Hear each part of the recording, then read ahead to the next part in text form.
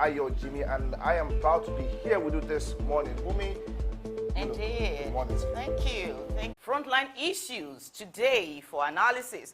Let us join the new studio where Olaoluwa Awe is standing by. Don't go away.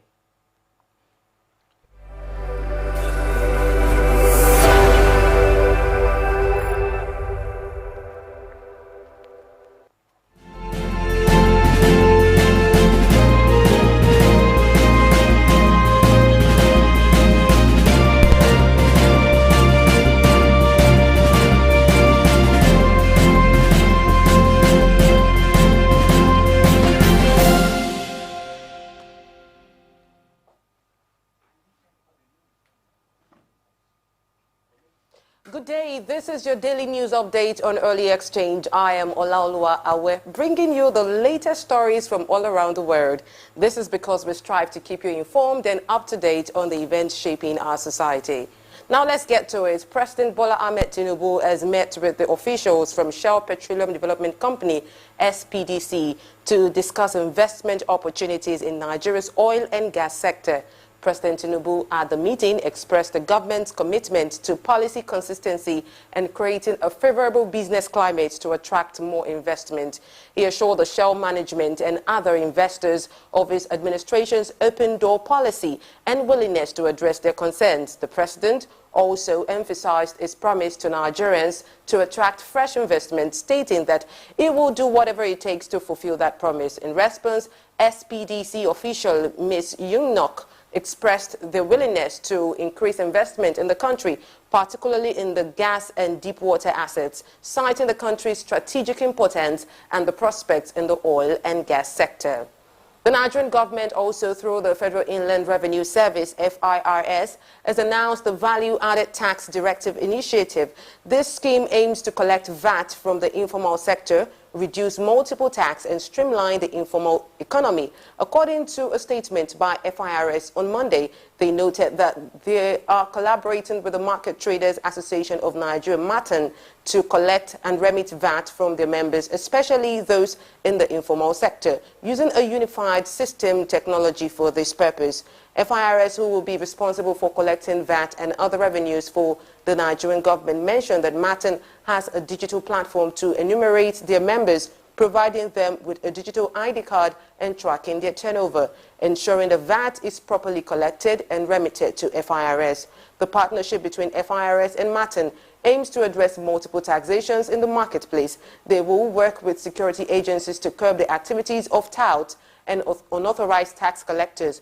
Notably, as part of the enumeration process, MATAN members will receive an ID card containing their tax identification number and other personal details. Away from that, the Nigerian National Petroleum Company Limited, NNPC, is set to install charging ports at its filling stations across Nigeria to facilitate the charging of electric vehicles. This move is part of their efforts to reduce carbon emissions and promote sustainable transportation. NNPC also revealed plans to invest in electric vehicles to meet local demand, and they are currently in discussions with a domestic company involved in the field. Managing Director of NNPC New Energy Limited, Mr.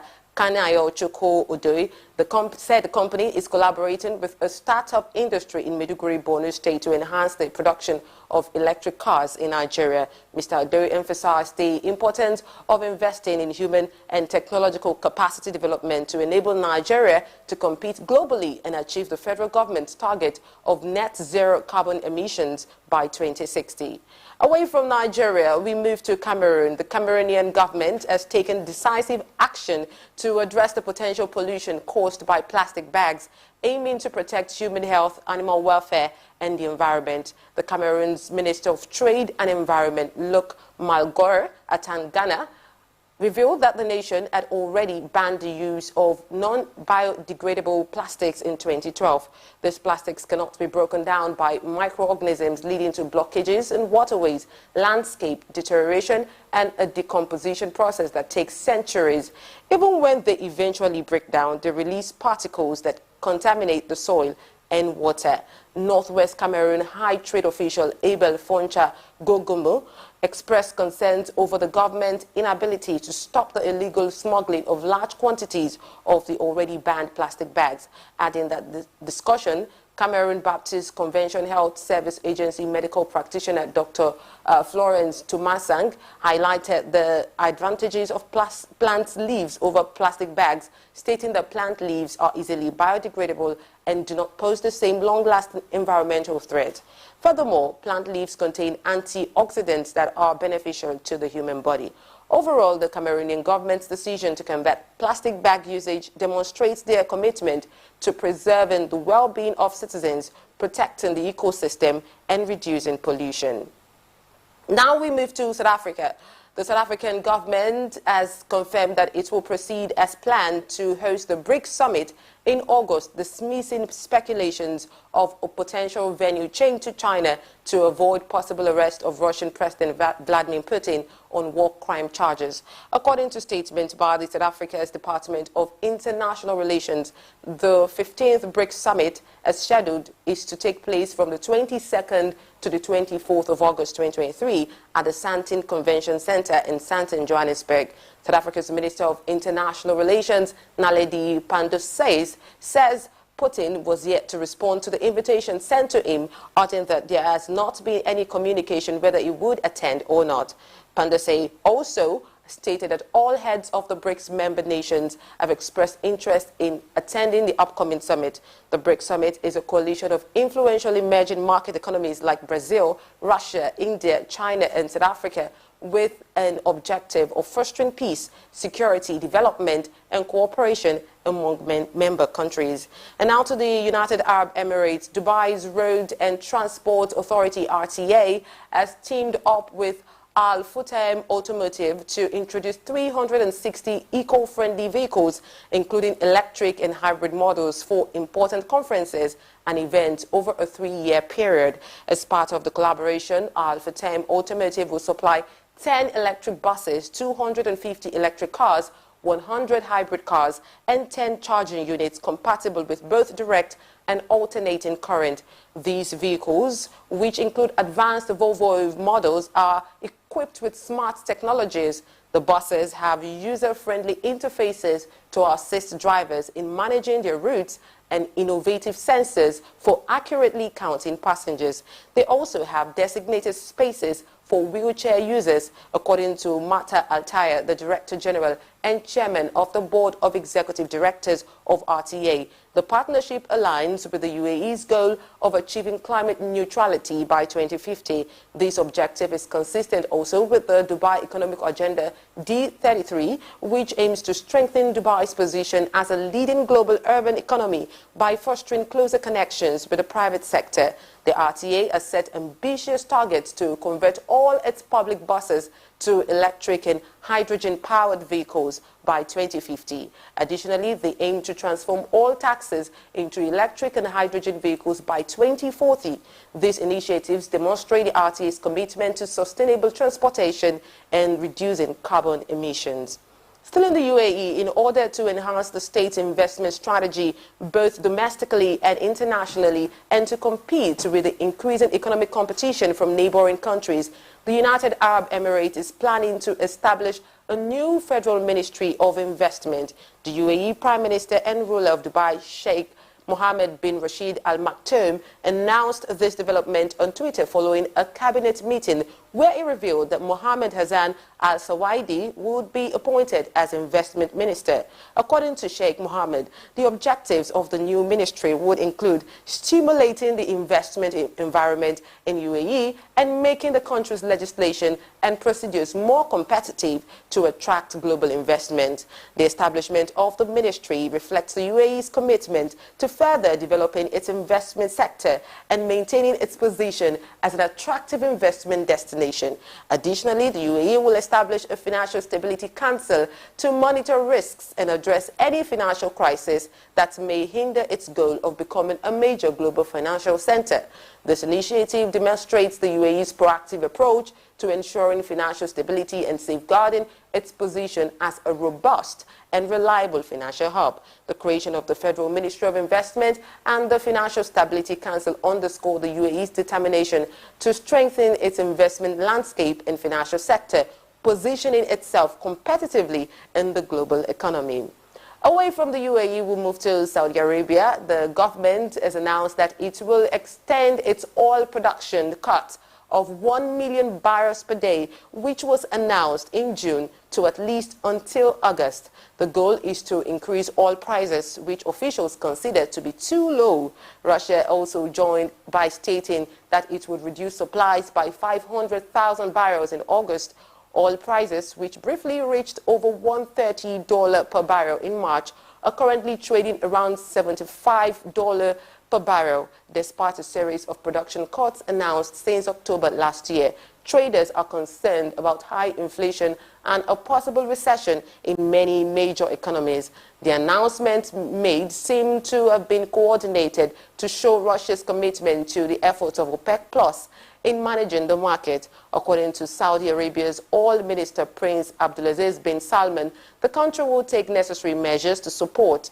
Similarly, the country's oil production will now be reduced to 9 million barrels per day, a significant decrease from the third quarter of last year. Despite their effort to increase production capacity, the Saudis are currently constrained. And now to some entertainment news. Twitter has recently made an announcement on its Twitter support page stating that users must now be verified in order to access TweetDeck. The tweet indicates that verified users would enjoy access to an enhanced version of TweetDeck, allowing all users to continue accessing their saved searches and workflow via tweetdeck.twitter.com. To access the new deck, users need to select Try the New Deck in the bottom left menu. It is, however, unclear whether users will be required to pay for both the old and the new version of the TweetDeck. Although Twitter has not yet responded to requests for comment, but according to the organization, this change will be implemented within the next 30 days. This decision follows Elon Musk's recent announcement that both verified and unverified users will have a limited number of daily posts they can read to address concerns regarding excessive data scraping and system manipulation. In the same vein, Australian management firm Facilitate Core has taken legal action against Twitter by filing a lawsuit in a U.S. court to claim that Twitter has failed to make payments for the work conducted by the firm in 4 different countries. Additionally, Facilitate Core is seeking a cumulative payment of approximately $665,000 for the services rendered. According to the company, it's out to seek compensatory damages, which will be determined during the trial. Facilitate Core also seeking reimbursement for legal costs and interest at the maximum legal rate.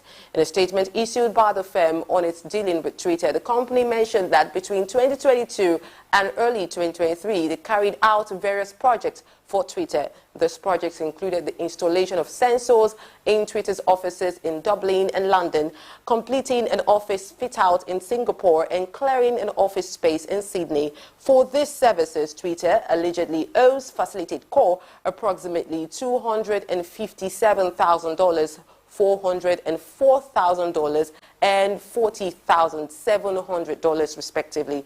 The lawsuit highlights the dispute between Facilitate Core and Twitter regarding payment for the work performed, and it will now proceed to trial to determine the outcome and the appropriate compensation. Still speaking on social media issues, in order to provide an alternative to Twitter due to recent user difficulties, Meta is set to release a new app called Threads on Thursday. The Threads application, connected to Instagram, appeared on the Apple App Store on Tuesday ahead of its launch. According to a preview, Threads will be a place where communities can gather to discuss various topics from current interest to upcoming trends. Screenshots indicate that users can log into Threads using their Instagram handle and follow their existing contacts. The app's interface and features resemble those of Twitter, including reposting, liking, and the ability to control who can reply to posts. Threads was initially launched by Meta in 2019 to compete with Snapchat, but was later abandoned, although Meta kept the branding. Now in sports, Bayern Munich is reportedly set to make a second bid for Tottenham Hotspur striker Harry Kane in the coming week. The German club is hoping that an offer of 80 million euros plus additional add-ons will be sufficient to persuade Tottenham's chairman Daniel Levy to reconsider a stance on selling Kane. Kane currently has 1 year remaining on his contract with Tottenham, putting the club at risk of losing him for free in 2024. However, Tottenham was not convinced by Bayern's initial bid of 60 million euros plus add-ons. An increased bid from Bayern Munich could potentially tempt Tottenham to consider selling Kane. However, it is worth noting that Tottenham has expressed their reluctance to allow Kane to join another Premier League club, which has deterred Manchester United from pursuing their interest in the England captain. The situation regarding Harry Kane's future remains fluid, and it will ultimately depend on the negotiations between Bayern Munich and Tottenham Hotspur, as well as the player's own desires and decisions. And that concludes our news update for today. Join again tomorrow as we continue to bring you the latest news and stories that matter. Remember to stay engaged, stay informed, and stay connected. Thank you for watching. Stay tuned to Early Exchange. I am Olaoluwa Awe.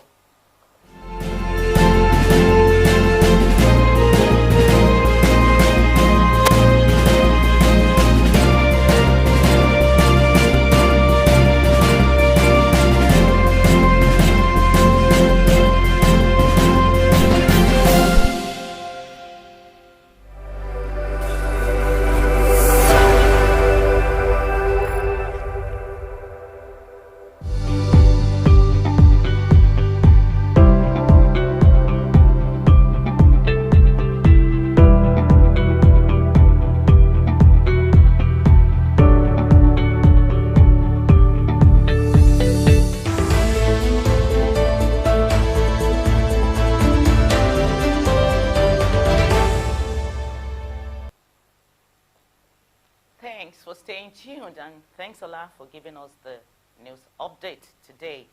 Now, to the front burner issue. The first issue that we're going to analyze today, it has to do with the issues around the JAMB and falsification of results. But in the studio with us to help us do justice to that topic is our in-house analyst, Dr. Osamanze Idahosa, who is currently the Vice President of FEMWASH Limited, and is an adept human resource development manager, and he has been in this game for over 20 years. Welcome, Dr. Idahosa. Welcome. Good morning. Hiya, good morning. Good morning. Good to see you again. Thanks for joining us again today. So, my pleasure, yeah. I think before we go into the issue of the controversy between JAMB and One Mensoma, let's just talk a little bit about issues in the news as read by Olaoluwa Awe earlier. So today was essentially largely about the world going green. From the news that says NNPC plans electric vehicle charging ports to Dubai introducing 360 green vehicles for events. Yes, the world seems to be prepared to live without oil. Well, that has implications on the economic front. But let's speak to this. We are preparing to have charging ports because we are planning for a future where cars will run solely on electricity. Emission-free vehicles. Well, as we all know, we're just a market. Whatever technology we develop elsewhere, eventually we will have to buy it because we don't have our own technology really to develop some of all these things. Well, the world is going green. I don't think that that will be an end to the use of petrol because in other areas where petrol will still be very relevant. Yeah, but in terms of clean energy, I think that's the way to go. So, how prepared do you think Nigeria is for this? When the world is going green, we're still busy trying to fix refineries? It's a big problem. Early this morning, somebody sent a short clip to me of the complaint people are making about removal for a subsidy, how poverty will ravage the entire country. And I was asking a very simple question. We're poor people. And Nigerians have not come to that term that we are very poor. Everybody seems to believe that there is so much money around to really pioneer some of this infrastructure. I don't think Nigeria has that capacity. Your funding budget with borrowed fund up to 70%. You're spending close to 80% of your revenue on debt service. And somebody come on the other hand and say, oh, we have so much money, you can sustain subsidy. We can't invest in this basic infrastructure if we don't free up money in these social areas where we have been involved so heavily in the past. This, for me, is a tick. We need money to invest in this green economy. And it's not going to come from anywhere. And we cannot afford to borrow more money. But are we even looking at the green economy yet? We are. We are all signatory to Quaker protocols. Okay. We go for all the international conferences and debates. We understand the reality. We understand that, of course, it's something we cannot run away from. But financing it is the real issue because it's expensive. Okay, you mentioned the fact that we really can't borrow our way to the next phase of development to latch on to this green economy. But there is this thing about the debt to GDP ratio of countries. And Nigeria, as you know, is probably one of the countries with the lowest debt to GDP ratio, which means, in theory, we can still borrow some more. What's your take on this? GDP don't put more food on anybody's table. No, it doesn't.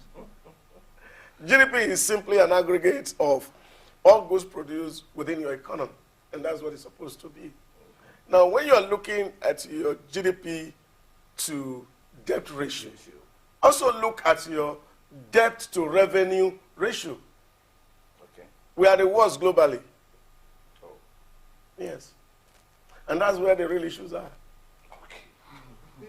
All right. One other story that made it in the news, according to our newsroom, is this story of Saudi Arabia and Russia continuing to cut down oil production. I know that it's a price control mechanism. When there is glut in the market, essentially OPEC nations bring down the volume of output that they make into the market. Is that what is informing this particular decision at this point? A simple economist. Higher the supply, and we demand low, prices will go down. So you have to sustain price so that you can get value for what you are producing. It's simple economics. Very interesting. All right. So then there is the story of Meta set to launch Threads app. Yes, we know that Twitter has actually introduced a lot of changes, a lot of policy restructuring these days that, well, the native Twitter users or the tweeters or tweeters as they call them, find it a bit uncomfortable. They had this absolute freedom before Elon Musk took over Twitter. Now it is Elon Musk company and he is doing it his own way, and people are feeling, okay, I think we should have alternatives. It seems Meta has listened to the yearning of people, coming up with its own app, the Threads app. What does this portend in the area of competition for our time, our attention, and our eyeballs? Well, it's already a huge challenge, especially for the very young population in third world that spends most of productive time on this app and not really for productive purpose, maybe just for social engagements. Of course, it will be another burden added. But you also don't forget what they call the first comer advantage that Twitter already enjoy. It will be a huge Herculean task for Threads to compete with Twitter. A lot of people are already tired with Facebook and the rest of it. And so people agree on Twitter. How Meta will be able to match what Twitter currently offers is yet to be seen. So let's see the app running and see what features will be different from Twitter and we really engage the public that are using. That's about what we can take in the... Yes, in the news. So we go over now to our real issues for the day, but not until we come back from this break. Don't go anywhere. Stay tuned.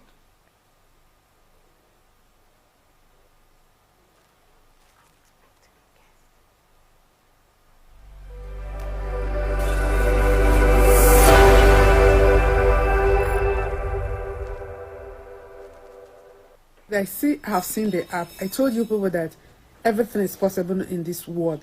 Let's just be careful and know what we're defending with our integrity. Now let me show. Okay, this is the app. You can use this app to create a fake JAMB result. Look at it here.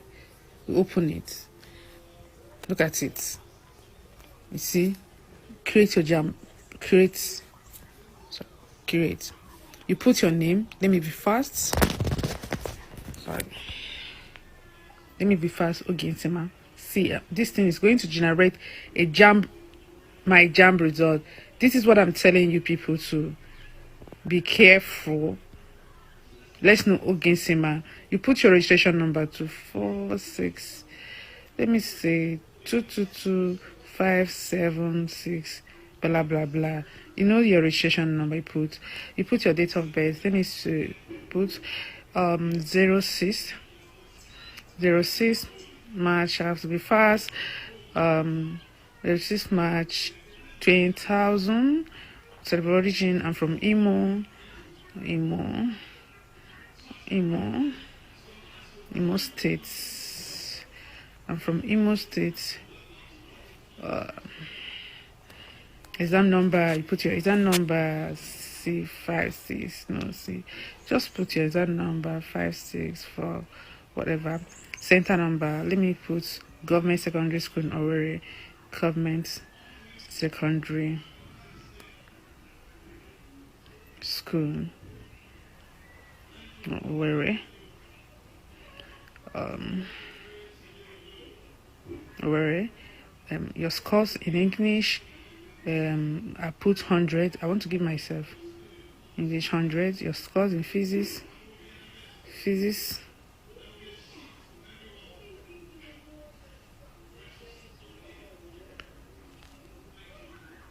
Okay, all the other scores, let me just give myself 100, so that will be fast. It's all the subjects these are all the subjects you took. Now, which year? Let me put 2023. And then evaluate preview. Guys, this is me. This is my JAMB results with total score of 400. This is the code. This is everything. Guys, everything is possible in this world. Let's just be careful with what we defend. Seriously, let's be careful. Like I said, Mesoma should prove her innocency to the world. Prove that JAMB is telling lies. Yes, things are happening. It is not giving Mesoma scholarship now that is the most important thing. It's an innocency. Do you know?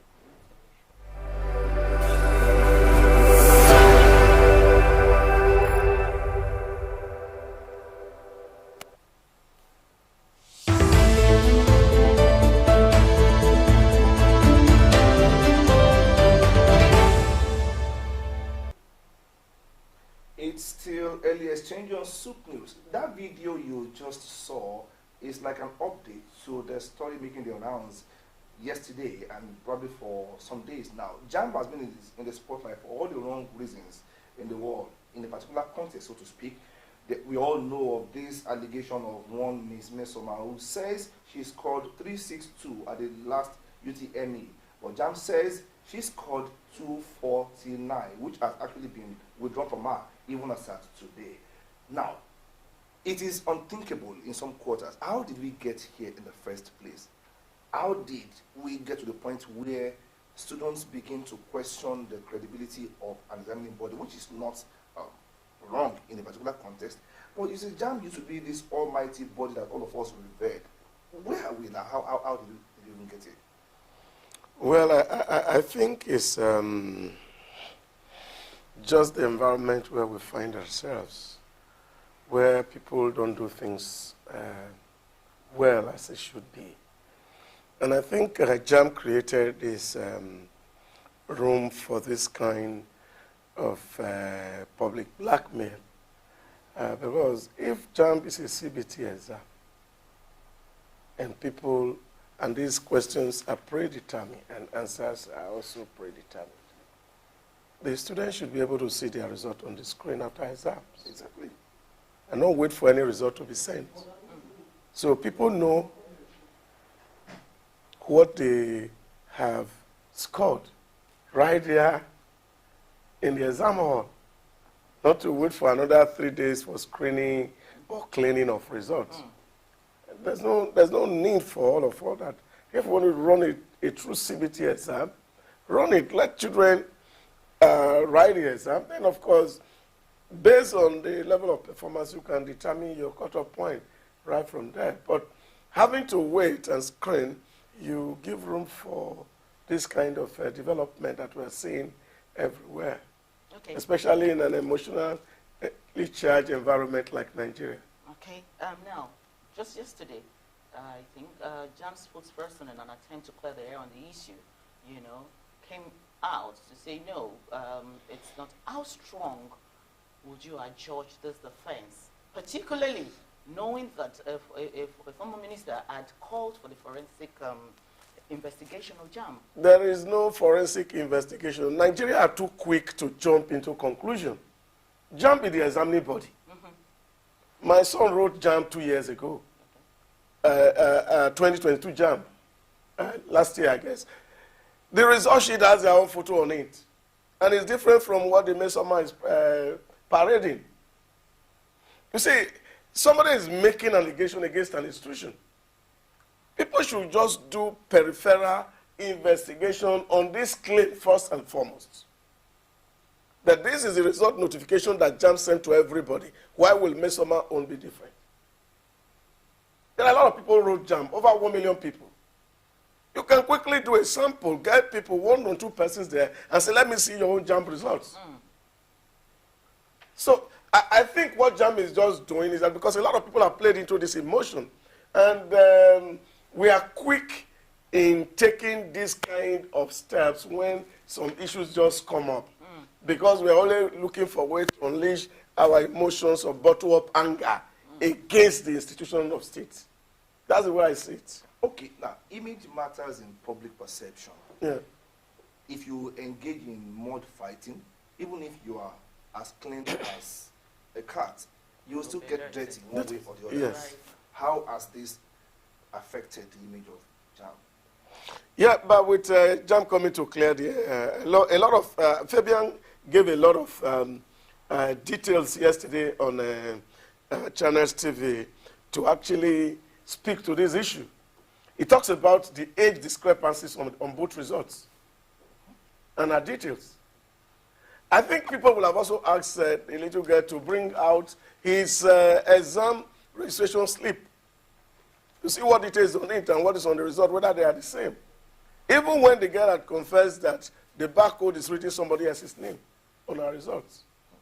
So that's a criminal thing, and I think that's not what we should be celebrating or be talking about as a nation, really. I don't think it has impugned in any way on the integrity of the examining body. Okay, the video we earlier showed, what is possible with applications, these days. Does this video really put to rest all the agitations? What do you think about the video? Does it say anything meaningful in any of the sides? Yeah, I think the video is just there to authenticate what JAMB has said, that that result that is paraded would have been a fake result, and somebody had just come to demonstrate that it's possible to actually generate those data. But the difference is that, of course, all those documents, they all have security design in the papers that where JAMB will be able to determine who is who or who is going to gain admission, because those apps don't have access to the database of JAMB. And of course, you have to go to the portal of JAMB to actually generate your results, even for admission. Okay, now, JAMB has slammed a 3-year ban on the girl in question. She can't take UTME or any JAMB organized exam, at least for the next 3 years, as we know it. But some are saying that since the matter is already handed over to the security operatives, JAMB should probably have, waited a bit to allow outcomes be made manifest before they slam the ban. Is this not too much of a haste for JAMB?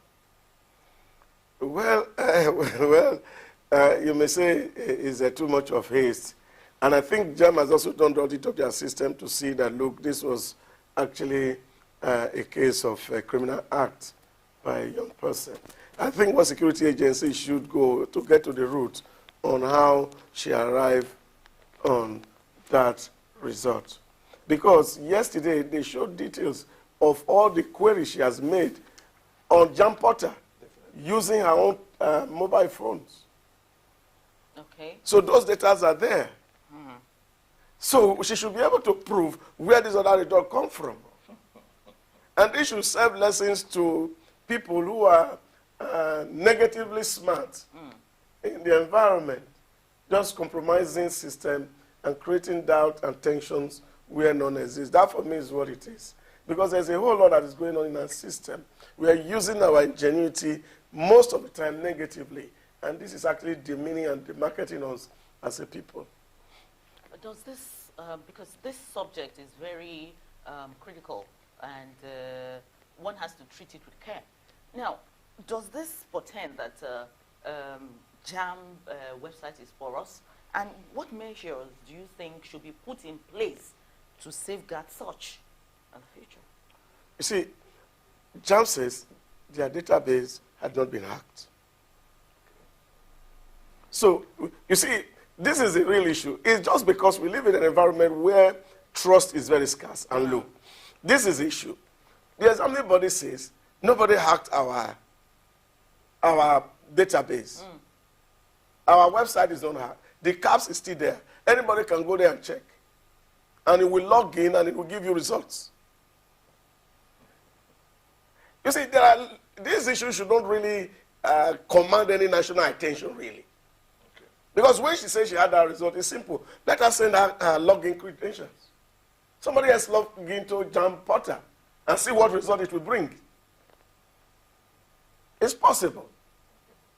So this is the real issue, and this is what people should speak to.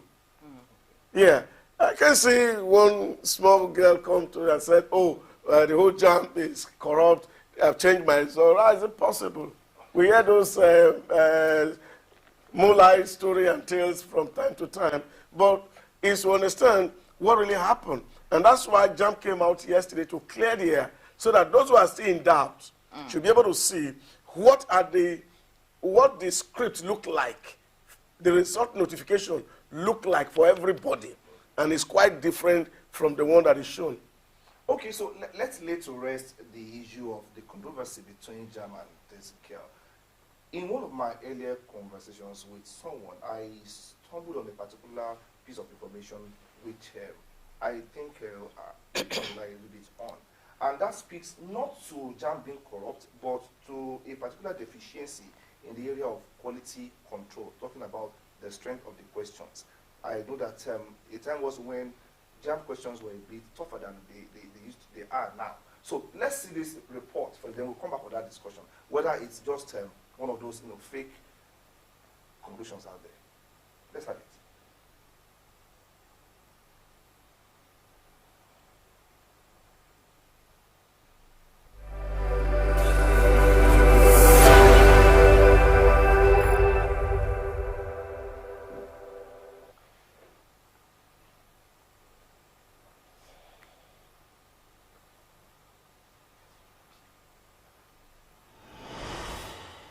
In the court of public opinion, this is a case between 45-year-old Joint Admissions and Matriculation Board, JAMB, and 19-year-old Miss Mmesoma, accused of inflating her scores from 249 to 362 in the 2023 UTME. But things are not that linear, as there seem to be as many members of the jury on JAMB's side as there are on Mmesoma's side. Their objective is not to pass a verdict here, but to ask a simple question: how did we get here in the first place? Who would have thought that a day would come when the credibility of JAMB will be questioned by the same constituency the body was set up to question? Let us even look at the alleged score. In times past, how easy was it to score up to 300 in a typical JAMB exam? You must be a genius to achieve that feat. JAMB then was like our ancestors when universities started in Nigeria. And I remember some of our lecturers telling us back in UI that now that we have Google search and the rest of them. They didn't have it. Yet they had to write their theses, had to write their projects, all of that in school. So it was the same way for me too when I wrote JAMB. So to a large extent, that was the standard, where it's either you know it or you don't know it. Over 7 years ago now, but by then there's no more system. We are not using system by then. We are using writing to write our jams. But these days now, they make use of system, and that before they start, starting the jam is okay. But now the system is not more functioning. Most candidates is complaining about the system. Today, the story is different as students scale the 300 mark bar easily. It is a smart generation, I think, with smarter tools that aid subject matter comprehension. That was the singular position until a little probing revealed a fundamental shift that points to the fact that the controversy about the girls' actual score smacks of something deeper than an alleged falsification of figures. Before now, a single mathematics question, for instance, can stay in JAMB's pool for more than 5 years, subjected to multiple rounds of quality control before making it to the press. An insider source revealed that this protocol is now dead, as the procedure for sourcing questions has relaxed its quality control belt for reasons best known to JAMB. JAMB is arguably said to be a shadow of itself, with an unhealthy dose of trust deficit that made universities come up with the concept of post-UTME. JAMB has seemingly cleared the air about the controversy. A 3-year ban has been slammed on the girl from sitting for UTME, even as a former Minister of Education, Obi Ezekwesili, has called for an independent forensic investigation.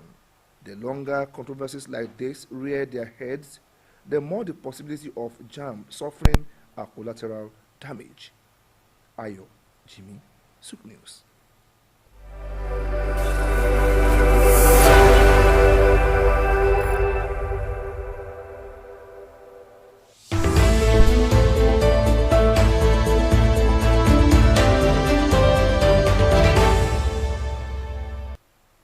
I've seen that companies that do well, they are correlated to the kind of leader that they have.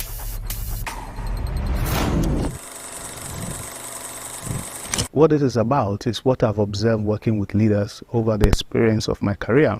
I've seen 2 types of leaders. The first type is leading out of fear. And this type of leader is not even manifest in their physical appearance. Leading out of fear, you see those leaders, they appear macho, they seem as if they know what they're doing, shouting here and there. But those externalities conceal a very deep fear of vulnerability. The other type of leader is those that lead out of courage. And those that lead out of courage, it may not show on their men, they don't appear macho, they are not screaming here and there, they're calm. But beneath that calm is a solid rigor of logic, solid empathy, and solid personality of being their true authentic self. If we look at their attitude towards delivery, a leader who is leading out of fear, his mantra is because of. If he's not able to deliver, he gives you an excuse. So take someone like a stockbroker who has a portfolio. When the portfolio is doing well, he takes all the credit.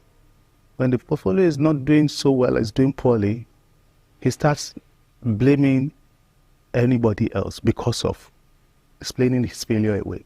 The leader leading out of courage, his attitude towards delivery is a language of in spite of. I'll deliver it in spite of the election, in spite of COVID, in spite of inflation. And that is his attitude. Let us look at these 2 leaders in their attitude towards accountability. A leader that leads out of fear is externally focused in accountability. He never believes it's him. Oh, is this my staff? Oh, is this my colleague? Always blame someone. A leader leading out of courage, his attitude towards accountability is internally focused. Take responsibility, where I've dropped the ball. Protect my team. I can go back and deal with the team, but I'll never bring anybody out and say, it is him. And that is the leader that people like to follow. I've seen that companies that do well, they are correlated to the kind of leader that they have. Companies that have leaders leading out of courage exceed expectation. And companies that have leaders leading out of fear always explain non-performance.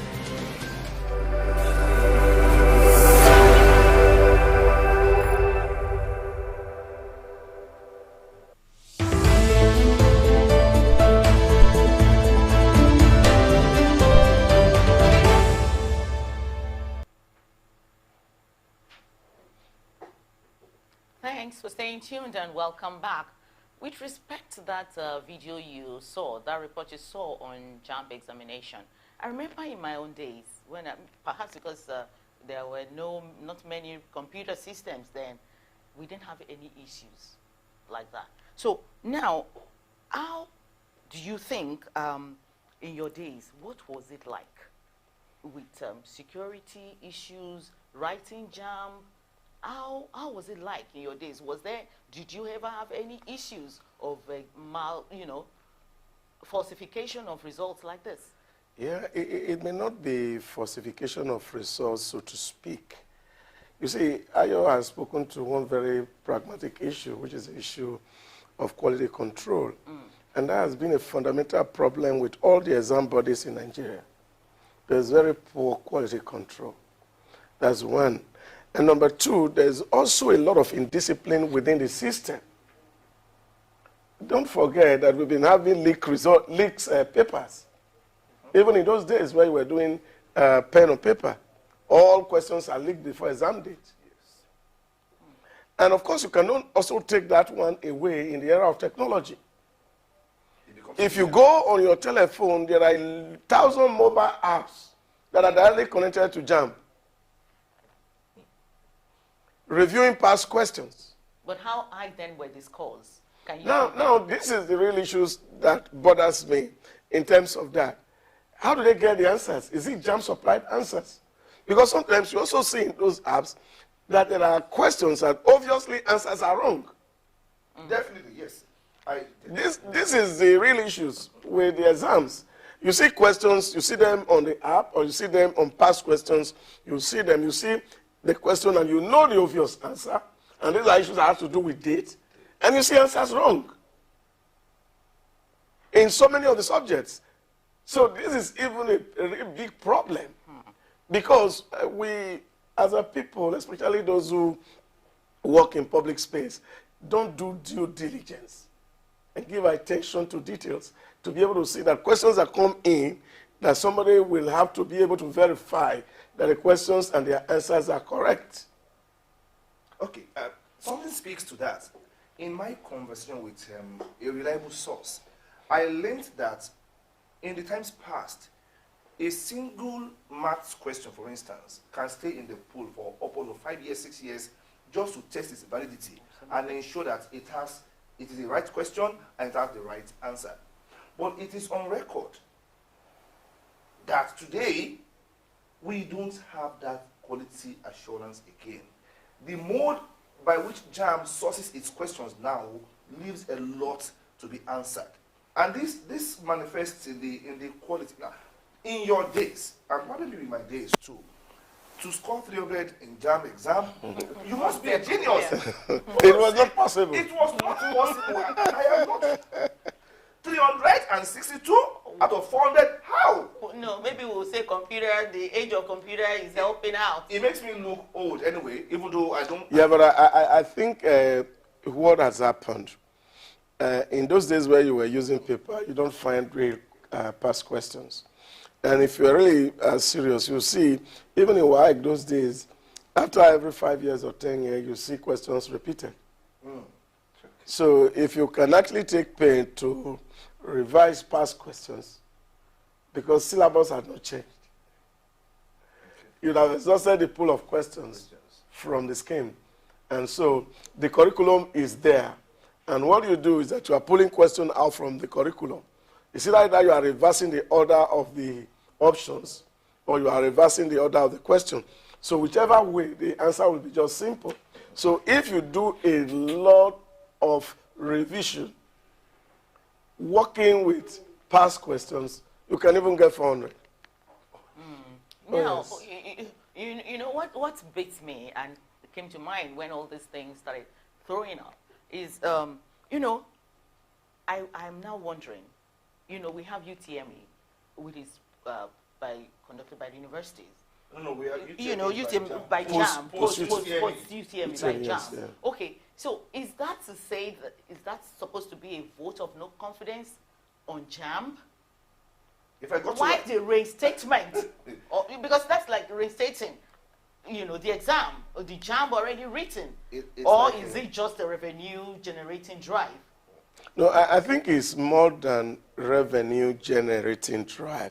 The university system also have observed that even people who score very high grades in JAM really are not as academically sound as they should be. Because by the time you have 240, could all even be guesswork through JAM. And when the university conduct their own exams, you find that the scores are always lower. So again, speaking to the issue of quality control that you addressed. So I think these are the real issues. That you are seeing people who walk through JAM and get into the school system, and by the time the school are evaluating based on the JAM score they find, but they see that these people really don't have the same, that kind of acumen really to carry on academy within the academic space. I think that's the real reason why schools decided to also have to audit what JAM has done so that they can actually be double sure that these results that are coming, that they are authentic. So which in itself is a vote of no confidence, in that, is it? Well, I can't say it's a vote of no confidence, but I think it's just a struggle for autonomy because naturally, universities should naturally conduct their exams and entrance for those who is coming into them, but that role was taken away from them and given into JAM. Okay, so it was like claiming their mandate back. That's what it is. So I think it's a struggle and a go war between the university system and JAM. Okay, technology plays a key role in our lives today. It can be deployed onto good or onto evil, as we have seen there, if that video is anything to go by. Now, how can JAM deploy technology onto good now to ensure that this kind of embarrassment is forestalled in the future? Well, I think JAM is doing a lot of investing in a whole lot of technology also to deploy this admission process. What we have seen in time past is every day they are improving. Okay. But also don't forget that as you're trying to deploy, a lot of people are also working very hard to see how they can compromise your system. You remember some few years back now how the American owned oil company was hacked by some unknown persons, and they were demanding ransom from the American government for them to get access code to unlock the pipelines. So this is what we have faced with. Technology, everybody is using it positively, negatively. So as JAM is trying to fortify their system, people are also working hard to compromise their system. So what that means is that the rat race continues. So you have to continue to up your game so that the enemy don't beat you to it. Okay, so what we're saying from the analysis today is even a non-issue. It shouldn't have even attracted the national attention at all. Thank you, Dr. Idahosa. Thank you for the analysis. Now, we're going to take a short break. Don't you go anywhere.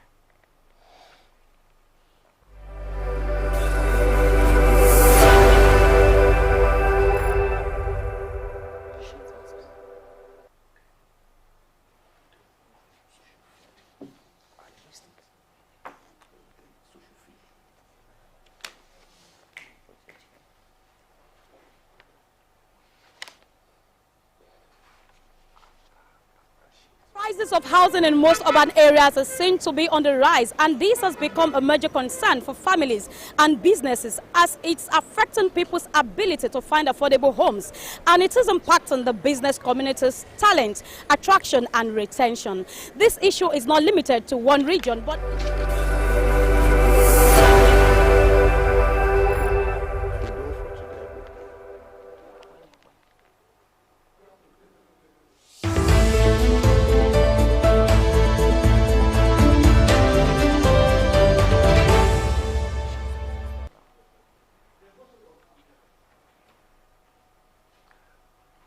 Welcome back. It's still early exchange on Soap News. So a lot happened in the last 24 hours on social media. The social media space is agog. Things are always happening here and there. And luckily we have our own in-house person who has a pulse on social media happenings around the world. Olalua Awe is set for you to give you social media feeds, happenings around the world as made popular on social media. Don't go anywhere.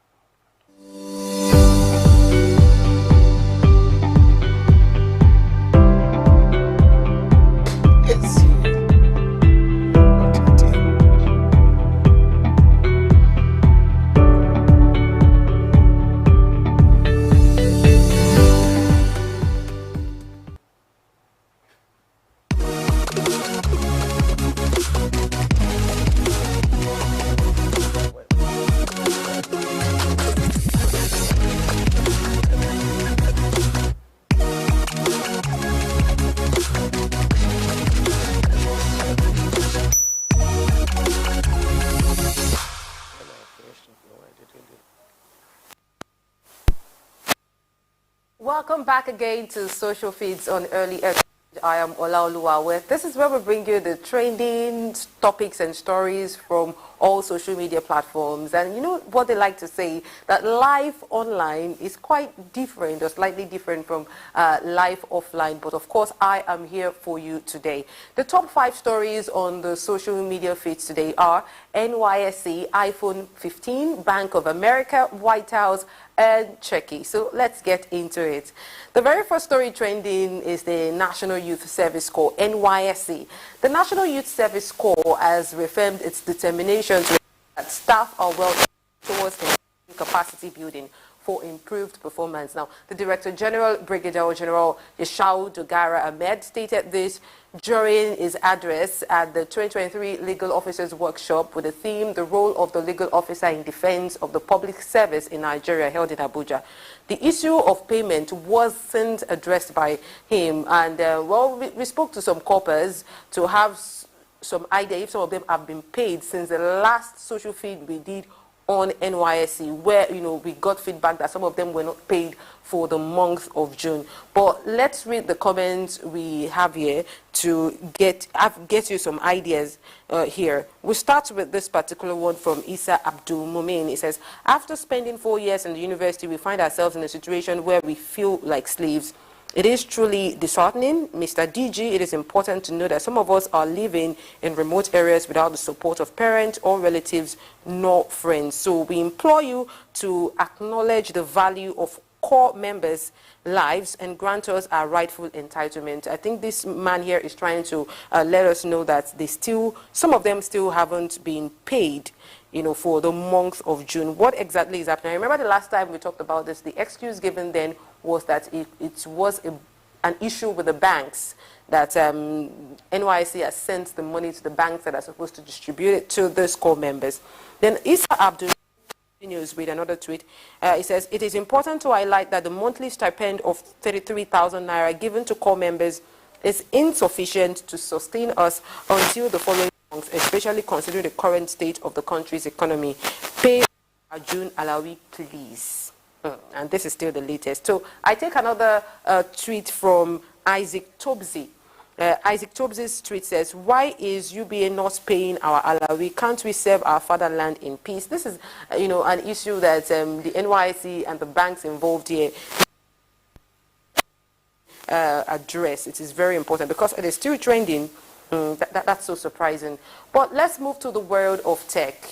Apple is set to be releasing the latest iPhone 15 series. It seems that Apple is finally considering offering a massive battery for its next generation devices, as the iPhone 15 series is tipped to come with up to the iPhone 15 is set to feature a 3,877 mAh battery, surpassing the 3,279 mAh unit found in the iPhone 14. Similarly, the iPhone 15 Plus is rumored to sport a larger 4,912 mAh battery, a significant improvement from the 4,325 mAh capacity of the iPhone 14 Plus. Now, let's not get deep into the technicality of this product. What do you think about the iPhone generation? Are you excited, or are you trying hard to catch up? Like iPhone 15 already, some can barely afford the iPhone 11 and the 12 and 13, while some are just following the company back to back to back. Once the new one comes out,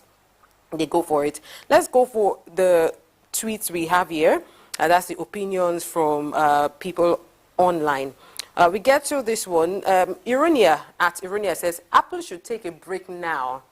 No major difference between the 13 Pro Max and the 14 Pro Max, and certainly this unreleased 15. They should release when they have something new. That's our opinion here. And Son of Consolation at Ine Joseph says, you all stopped upgrading since iPhone 12 Pro Max. What you have now is simply a little redesign plus software update. You should probably take upgrade lessons from Samsung. Wow, do you want to do that? There's been, a battle between iPhone users and Android users. And recently there was even, an advert of some sort, or a shade from, one Android manufacturing company on Apple products. I don't want to get into that. Some of us know what I'm talking about. Let's get to another tweet here from Drake, at Just Drake. He says, get ready for the iPhone 15 launch, because this time Siri promises to bail you out of awkward situations with perfectly timed jokes. 2 months and counting, people.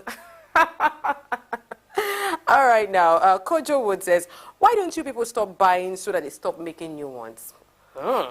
And then this MI Easy, that's MI Easy, says, same phone with 14 with little adjustments, just to deceive people who are after trends and take their money. Apple is the biggest, well, he calls them a criminal company, but that's his opinion. I'm used to their games. They fooled me before, but they can't fool me again. As long as my current Apple phone snaps good. I also try to, peep into the mind of those who like to change phones just because the latest version is out. Like, what is wrong with the one you have currently? Is it still serving you? Why do you necessarily get a new one just because it's the latest and it's trending? But then we live in a free world. People can live life on their own terms and do whatever they like, as long as you have the money and you're making it legitimately. So that's all the tweets I can take on the iPhone 15 trend. Let's move to the next one. On the third trend, President Bola Ahmed Tinubu, GCFR, met with representatives from the Bank of America, led by President International of Sub-Saharan Africa, Mr. Bernard Mensah, Head of Sub-Saharan Africa, Mrs. Yvonne Ike-Fasero, and Head of Investment Banking Sub-Saharan Africa, Mr. Chuba Ezenwa. The details of the engagement are yet to be disclosed, but the meeting follows a streak of visits that Tinubu has entertained since he took over the leadership of the country at the federal level. Let's see what you think about this development. I'll go to the tweets now and read out some more for you on this particular development. People react to just about anything online, from politics, to technology. It's so interesting, from politics to technology. So this one is, let's really get to it. So all these investors coming out to the woodwork, Asiwaju is surely a magnet. That is by Thinking NG. And Ayodele Babalola says, kudos to Mr. President. He wasn't joking when he said he will hit the ground running. Chief K also says, these Western lenders are looking for who to tie down again. Nigeria should be looking at other options for its loan needs. China, Saudi Arabia, African Development Bank, and so on and so forth. Another comment here, another major comment here reads thus. This person is trying to say something good is coming. This is Lukman Olanrewaju saying something good is coming. Well, I hope so. Definitely want to see something good. Let's get to this White House train. The White House is number 4 on your Twitter thread for today, and unknown substance was found in the White House, in the library to be precise. Some people are saying it's cocaine. The building was evacuated and substance was tested and confirmed to be cocaine. There's been a lot of speculation as to who is responsible for this. You know, it's been trending in the U.S. like illegal substance in the White House. No, we're just not talking about we're not talking about the streets, we're not talking about the hood, you know, we are talking about the seat of power. I definitely want to go through the trends here, and I want to give you feedback. But, you know, what exactly is going on at the White House? This is what people are saying. Brian Crates, a political columnist, says another cover-up bites the dust. The Biden White House spent a whole day frantically trying to launch and sustain a false narrative that the cocaine was merely found near the White House. The attempted cover-up didn't even make it 24 hours. You know, that's his opinion on that. Wendy Patterson says, weird how cocaine was found in the White House and cable news hasn't said a word about it. The Bourbon Patriot says, they absolutely know and have known who and what this was from the beginning. The leak was orchestrated to provide cover. Cameras are everywhere. Don't tell me they didn't know who left this behind. I think they know. Wow. And Danny D says, there's got to be video footage in every room of the White House, right? I mean, CCTVs. Reggie Honeycutt says, drug test time. Start with the big guys. Wow. Definitely, you know, people need to be tested there. We definitely don't need people under the influence, you know, at the White House leading, you know, people and all of that. But I think that should be investigated thoroughly. I want to believe that that is already, you know, ongoing and all of that. We are wrapping up now with sports. We have Czechia trending because Chelsea Football Club is considering making a move for Lyon youngster Ryan Czechia. A source has told Football London that the 19-year-old attacking midfielder, who has less than 2 years remaining on his contract at the Groupama Stadium, played a key role for Lyon in the top tier of French football last season. Czechia featured 34 times, more than double the amount of appearances from the previous season in Ligue 1, where he scored 4 goals and assisted 6 times to help OL finish in the 7th place. What are your contributions on this? Let's quickly find out what folks online are saying, you know, about this. I have this tweet for you. This one is from Hopsy at Hopsy FT. It says, football Twitter has actually pressured Burley into making this move. KJ Sports says, this is the real guy. We must get replacement for Mount. Last time with France under 21, he played well and managed to score a goal, but the Lyon, talking about Modric, didn't make his side. Now, Oscar Chikjoke says, so sad we are now scouting for another team. We have had several interests in players this window, but losing to other teams will not be the perfect option. If only this board should be making this on silent move till the deal is done. Then Kevin says, now for the next 4 weeks, we will read Chelsea pushing. Chelsea plan on making a bid. Chelsea have identified Czechia. Chelsea make contact. Chelsea helping to read agreement. Chelsea offering investment in Lyon. And the list goes on and on. Now, Blue Moon says, they should stop buying these kids that are not ready yet. We already have enough of them. At least give us young players that are ready. A player like Kudus, you know, young, but I think he believes he is vibrant. Well, those are the opinions we have on that particular trend, Czechia. And yes, that ends the social media feeds for today. Keep yearning to stay informed and keep getting all the information on Souk News. Follow us on our digital platforms. My name is Olaoluwa Awe. See you next time and back to the Early Exchange studio.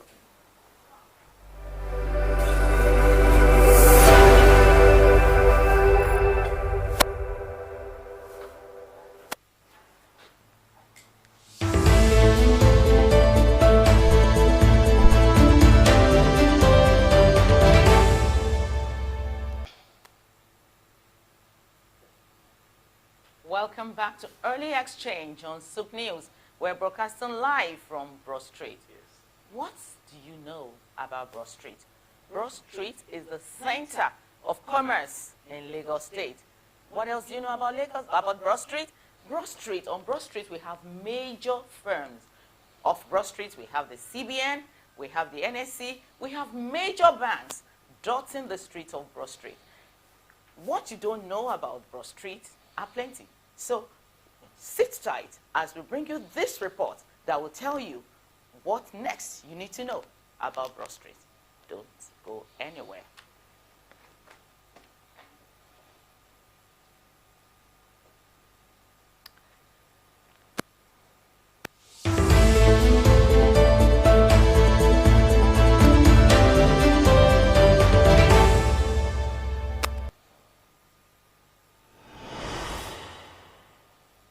No street in Nigeria envelopes as much history as where we stand right now. This 1.12 kilometer road has seen it all, from its days as a symbol of bondage to today that it stands as a symbol of financial freedom and prosperity. This is Broad Street, Lagos, Nigeria, where history stands tall and proud. This is Broad Street, Lagos.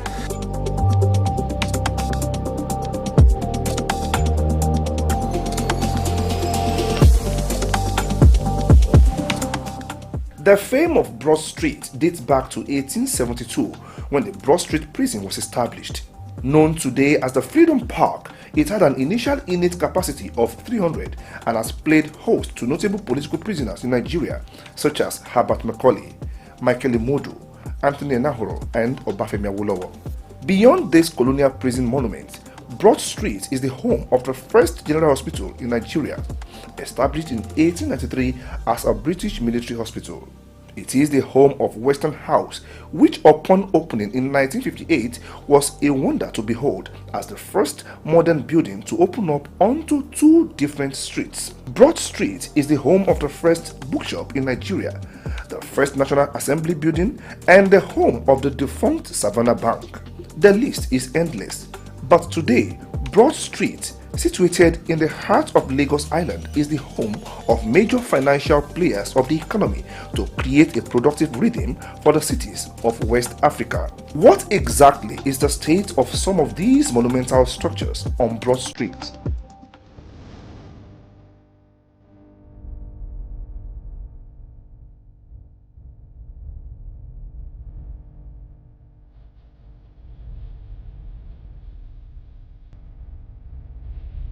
There is a saying among the proud occupants of Broad Street that says, if you are not on Broad Street, then where are you? Is there a connect between being located on Broad Street as a business and brand perception or revenue drive? The answer is, why not Broad Street? It used to be the longest and the widest street in Lagos. That's where we derived the name from, Broad Street, because it was broad. And it used to be the #1 business address in Lagos as well. And it's an ideal place for us to open and run our business because we want to be on the Lagos Island. So for obvious reasons, that's why we came. We need to be in the center of attraction. We need to be in the center of the business. Balogun Market, Idumota, everywhere. We have many bank headquarters and corporate headquarters surrounding us here. As far as Broad Street is concerned, it's still much better than other places because Broad Street, as far as I'm concerned, is the center of commercial as far as Lagos is concerned, because hardly there's a business that you want, you not get it in Broad Street. Plugging into the popularity of Broad Street to situate your company comes at a cost, as a square meter space goes for an estimated billing of between 30 and 40,000 naira. Broad Street particular is over billions. Any property situated in Broad Street is starting from billions. The corporate solemnity of Broad Street is only one part of the story, as the CMS intersection ushers you to the hustle, the bustle, and the business dynamics of adjoining markets like the Balogun Market and Idumota. Madlas have been existed for a very long time, and a lot of business also is going on in Madlas, especially clothing business. You understand, a lot of people from different African countries come to Madlas, patronize the fabrics, the clothing, the different designs they got, you know. It's just a big market, it's a good market. different people come to patronize. From the colonial architecture to the modern edifices that dominate this landscape, Broad Street is a beauty to behold. It is the reason several movie and music producers constantly set their shoots on Broad Street.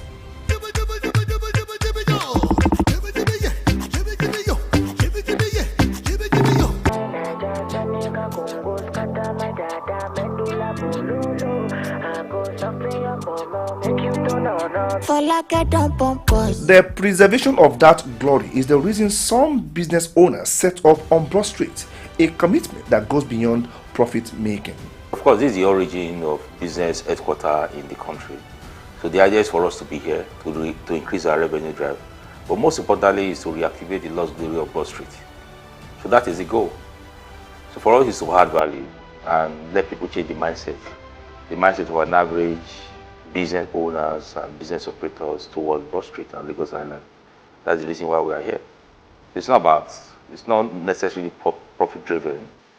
It also has a human face where you have the corporate social responsibility to see how we can activate the lost glory of Broad Street. So if it's not Broad Street, where else? From whatever angle you look at it, either the length of this stretch of road or the enormity of the business activities going on there, this street is definitely broad and it remains to be beaten. Ayo Jimmy, Soup News.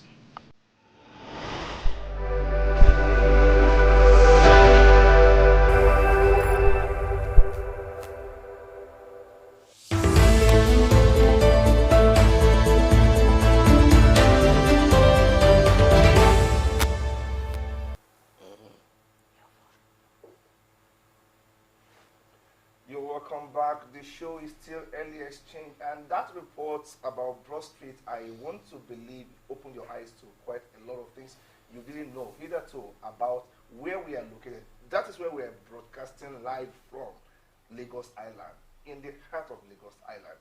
We still have with us in our list Dr. Dahosa Ozamaze. Yes, I'm sure you were as surprised as many of them were to hear all those things about Broad Street. One thing that stands out for me is the fact that it used to be a symbol of bondage, a symbol of slavery. Now it has metamorphosed into a symbol of financial freedom. There is hardly any major finance house that is not here located or that don't have one kind of presence or the other. What does this imply, that particular evolution of Broad Street? Well, I think it's also very significant that from Her Majesty Prison House to becoming home to very reputable financial institutions, from Commercial Bank to Nigerian Stock Exchange. That metamorphosis speaks a whole lot, because that's actually the independence that we crave from the colonial masters.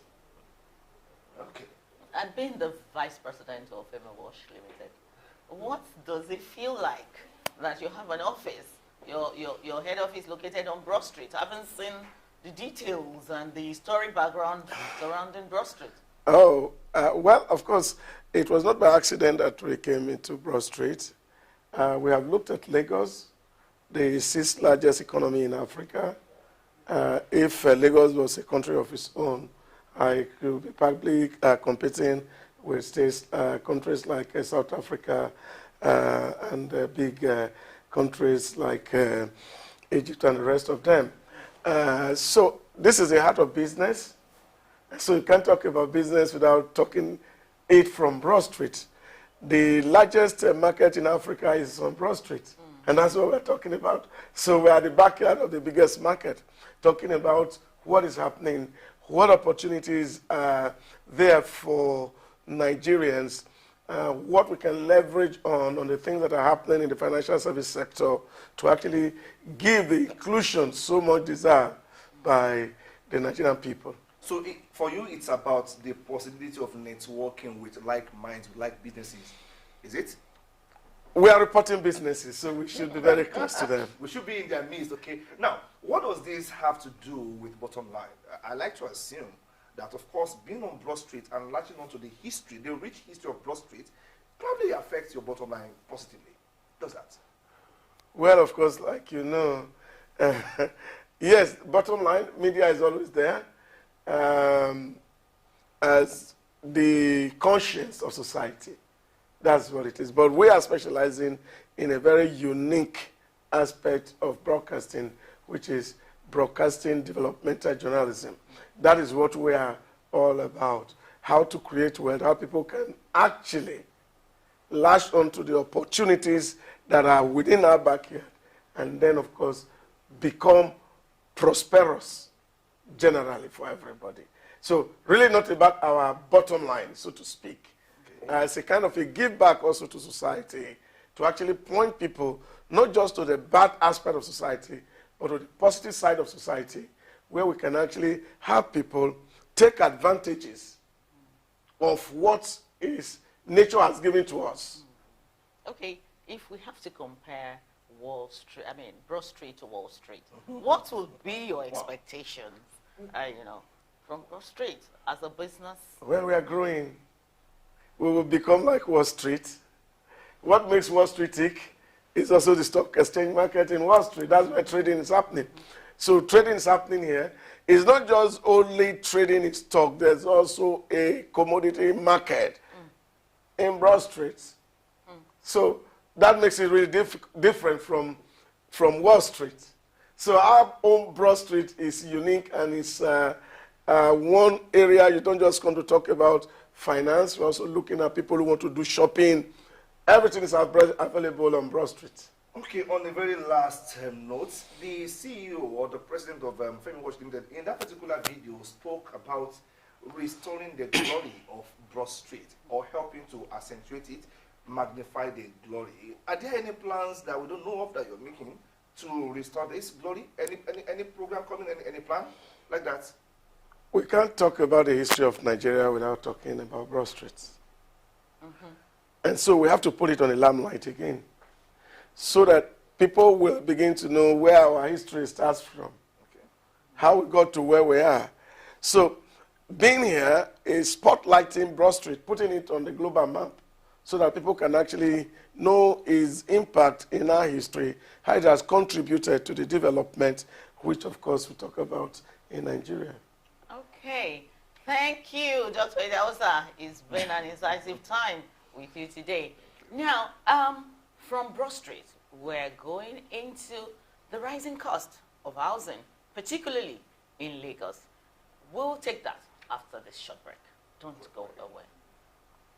I can't go away.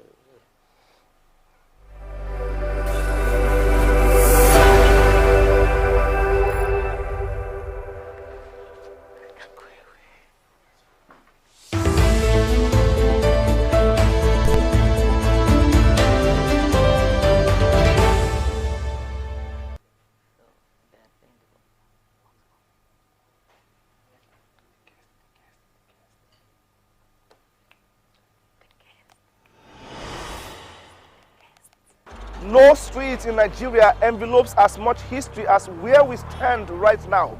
This 1.12 kilometer road has seen it all, from its days as a symbol of bondage to today that it stands as a symbol of financial freedom and prosperity. This is Broad Street, Lagos, Nigeria, where history stands tall and proud. This is Broad Street, Lagos.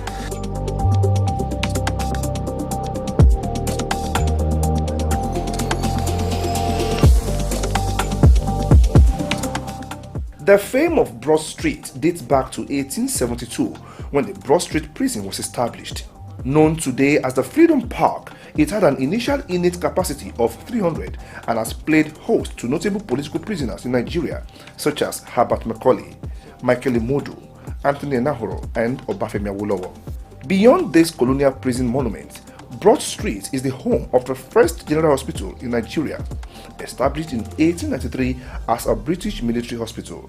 It is the home of Western House, which upon opening in 1958 was a wonder to behold as the first modern building to open up onto two different streets. Broad Street is the home of the first bookshop in Nigeria, the first National Assembly building, and the home of the defunct Savannah Bank.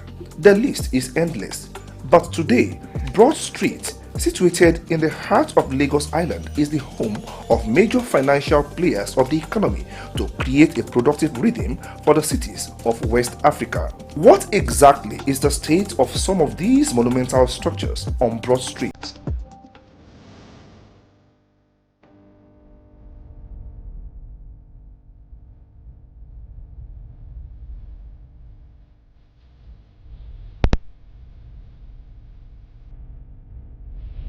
There is a saying among the proud occupants of Broad Street that says, if you are not on Broad Street, then where are you?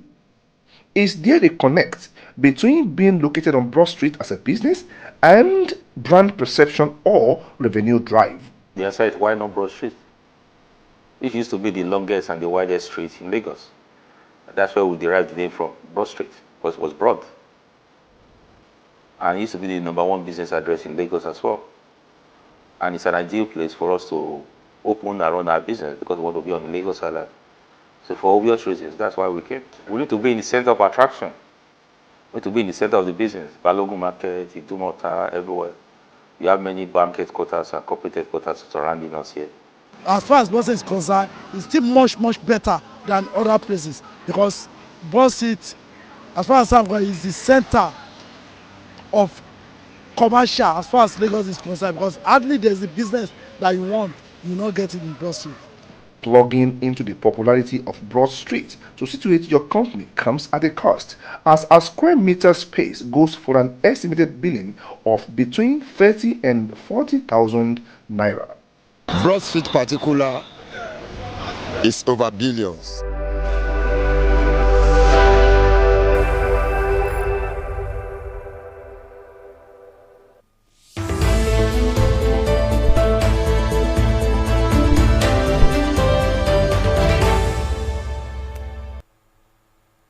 Prices of housing in most urban areas are seen to be on the rise, and this has become a major concern for families and businesses as it's affecting people's ability to find affordable homes, and it is impacting the business community's talent, attraction and retention. This issue is not limited to one region, but it is a global challenge with far-reaching consequences. By exploring the human and business angles of this issue, we can better understand the challenges faced by individuals and businesses.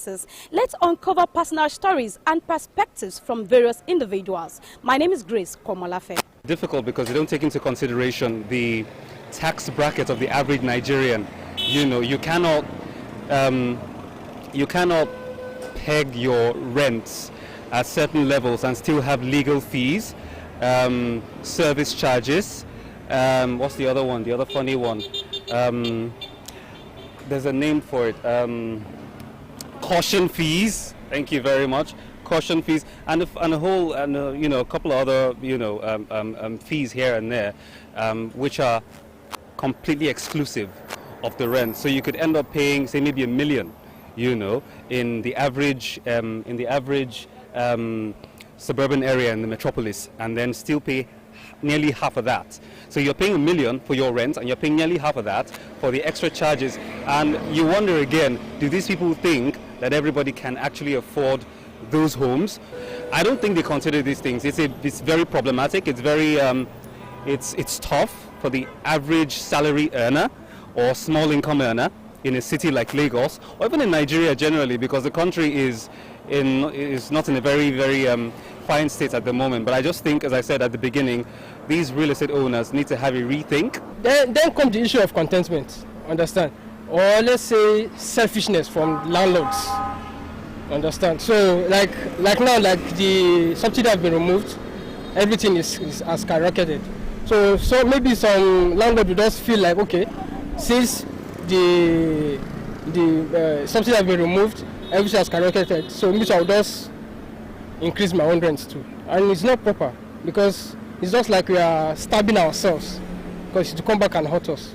So that's what I think. Should be, I think you should just cut your coats according to your size. Yeah. So when you're not earning much, you look for what will be suitable for you.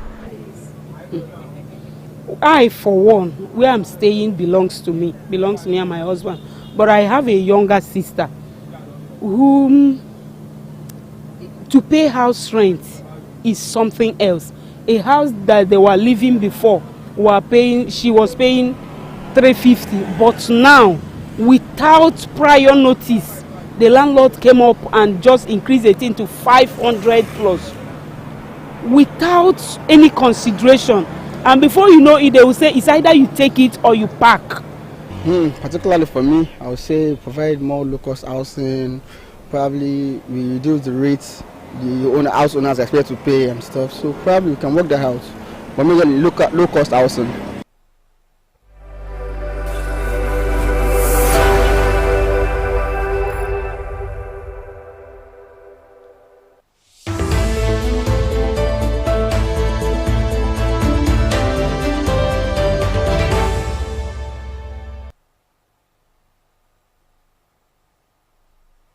Thanks for staying tuned. Welcome back.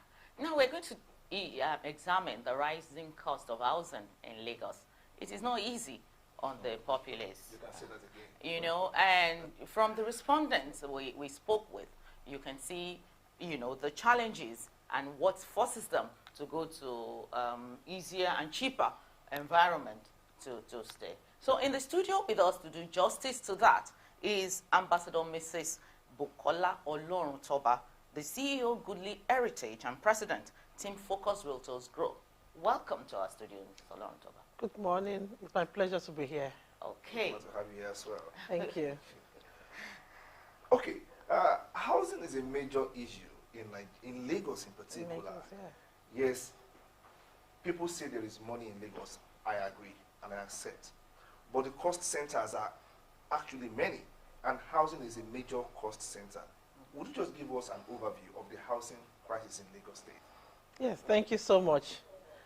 Yes, in the real estate sector, we have different locations and we have people in different places.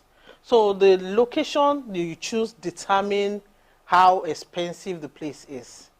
Okay? So, but now we have a lot of people who are moving toward the developing parts of Lagos. And houses are a bit cheaper in those locations. Okay.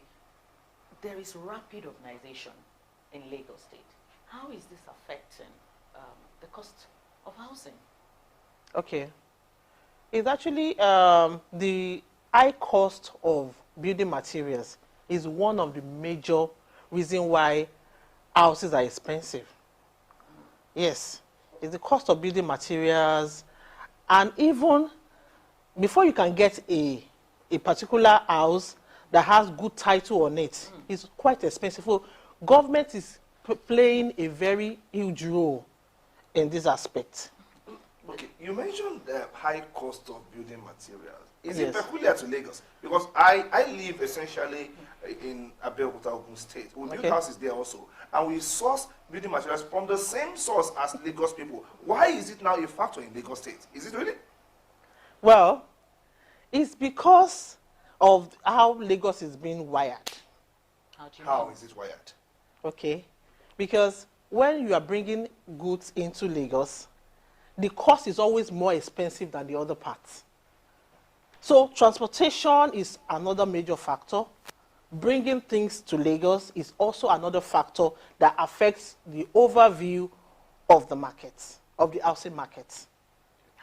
This rising cost, what impact do you think it has on residents, particularly low-income earners? It's a lot, because we have a lot of people on a daily basis asking how can they key in to our project, but it's always not been easy. Now we have mortgage facility that can cover up for people. So now we have, before we have mortgage facility for only salary earners. So right now we have mortgage facilities for business owners, even Nigerians in diaspora as well.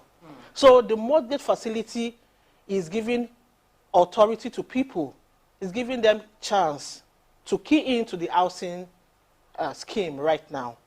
And we have low cost housing in developing location like Ibejuleki right now that is quite affordable. At least you can get a bungalow for 15 million 12 million, and you can pay within 20 years right now. So this has solved a lot of problems. Then apart from that, you know, development is moving towards Dangote Refinery. We are going to have the new international airport around that place as well. All these infrastructures is going to give that place a facelift. So by the time everything, in fact, right now in Lekki Free Trade Zone, we have over 70 companies stationed there already. Okay. So people, of course, people will need a place to lay their heads. They won't be going back to the mainland. So that has really helped. I have a lot of people who live in Ekwe right now and work in VI because the place is cheap for now. So that's what I can say about that. There is this proliferation of informal settlements in Lagos. You see chances here and there. And I quite understand the fact that the rural-urban drift is one factor. Everybody in the village wants to have a place in Lagos to stay, yes, whether you are staying under the bridge or on the roadside. Now, apart from this rural-urban drift, what other factors are promoting the proliferation of informal settlements, shanties here and there in Lagos? Well, you can't rule it out until government start doing the proper thing. Which is the town planners have to get on board to do their work, to do the inspection.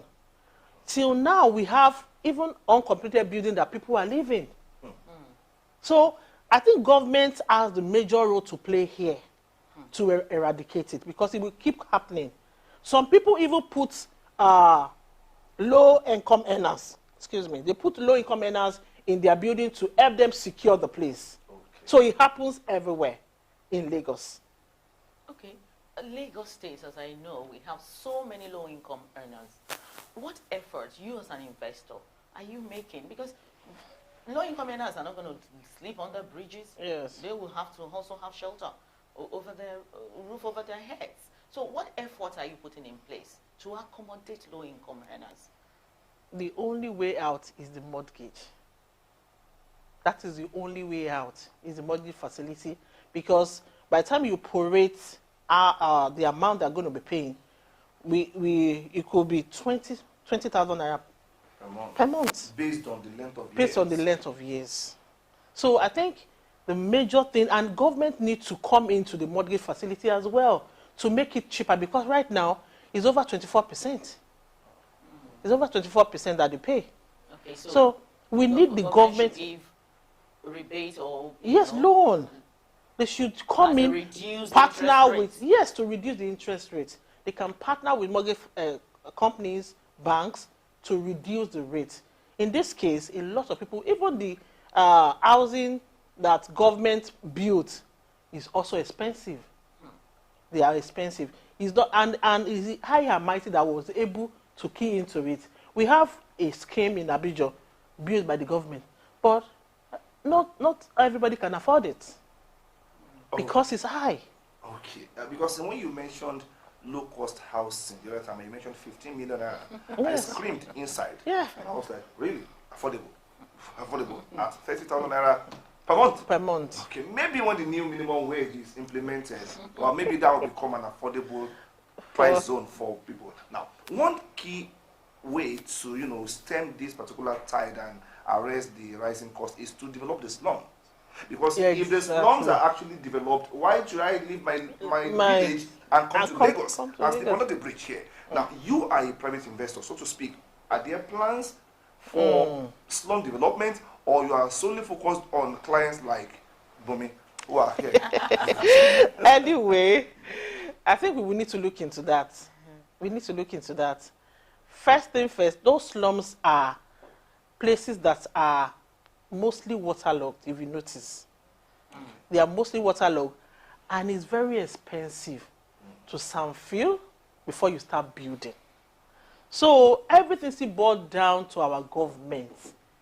They have a major role to play here. If all those places are done by the government, like we have Lekki Scheme 2 scheme in Abraham Adesoya, government has made all the drainages, and if all those things are done, then developers can come in to build with no stress. So government needs to put infrastructure in place first for us to be able to do this effectively. Okay, so is that to say those are the major obstacles you're facing right now in implementing sustainable, urban renewal in Lagos State? Yes. Are there any Infrastructure. Okay. Infrastructure is the major. If infrastructure is in place, it is very easy to put your building there, because you won't need to. An investor. Does government necessarily have to, as an investor, shouldn't investors do that? Well, if the place has a good title, because title is another problem we have. For the past 5 years, extension in process has not been approved. Okay. And, where the property has a title is more expensive. You see, everything still boils down to doing the right thing from the grassroots. Now, extension in process properties are cheaper. But at the end of the day, 5 years down the line, it has not been approved. Right now, government is asking everybody who has property along that axis to come and get a location. And it's like ×3 of the price. So no developer wants to sink money where they cannot get high return. Do you understand? They cannot get high return. So another aspect that we are really exploring now is what we call cashback. Like now, everybody can now invest in real estate. Okay. Because, we have, it has been proven over the years that real estate is the surest way to wealth. We have other wealth creation vehicle. You can put your money in stock, in businesses, but real estate is the surest. Now, if you put your money in real estate cashback, as low as 500,000, even less, you can earn a profit.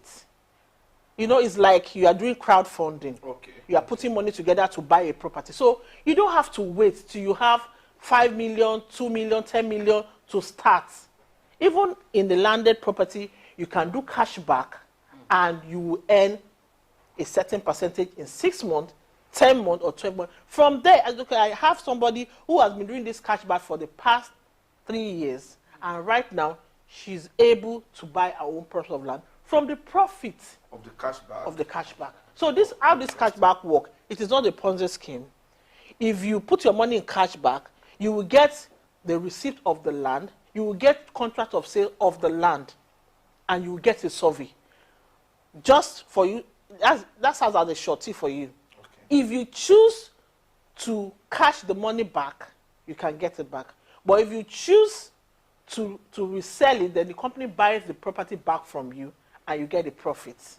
So this has helped people who cannot afford to buy in, at the current price to still invest in real estate.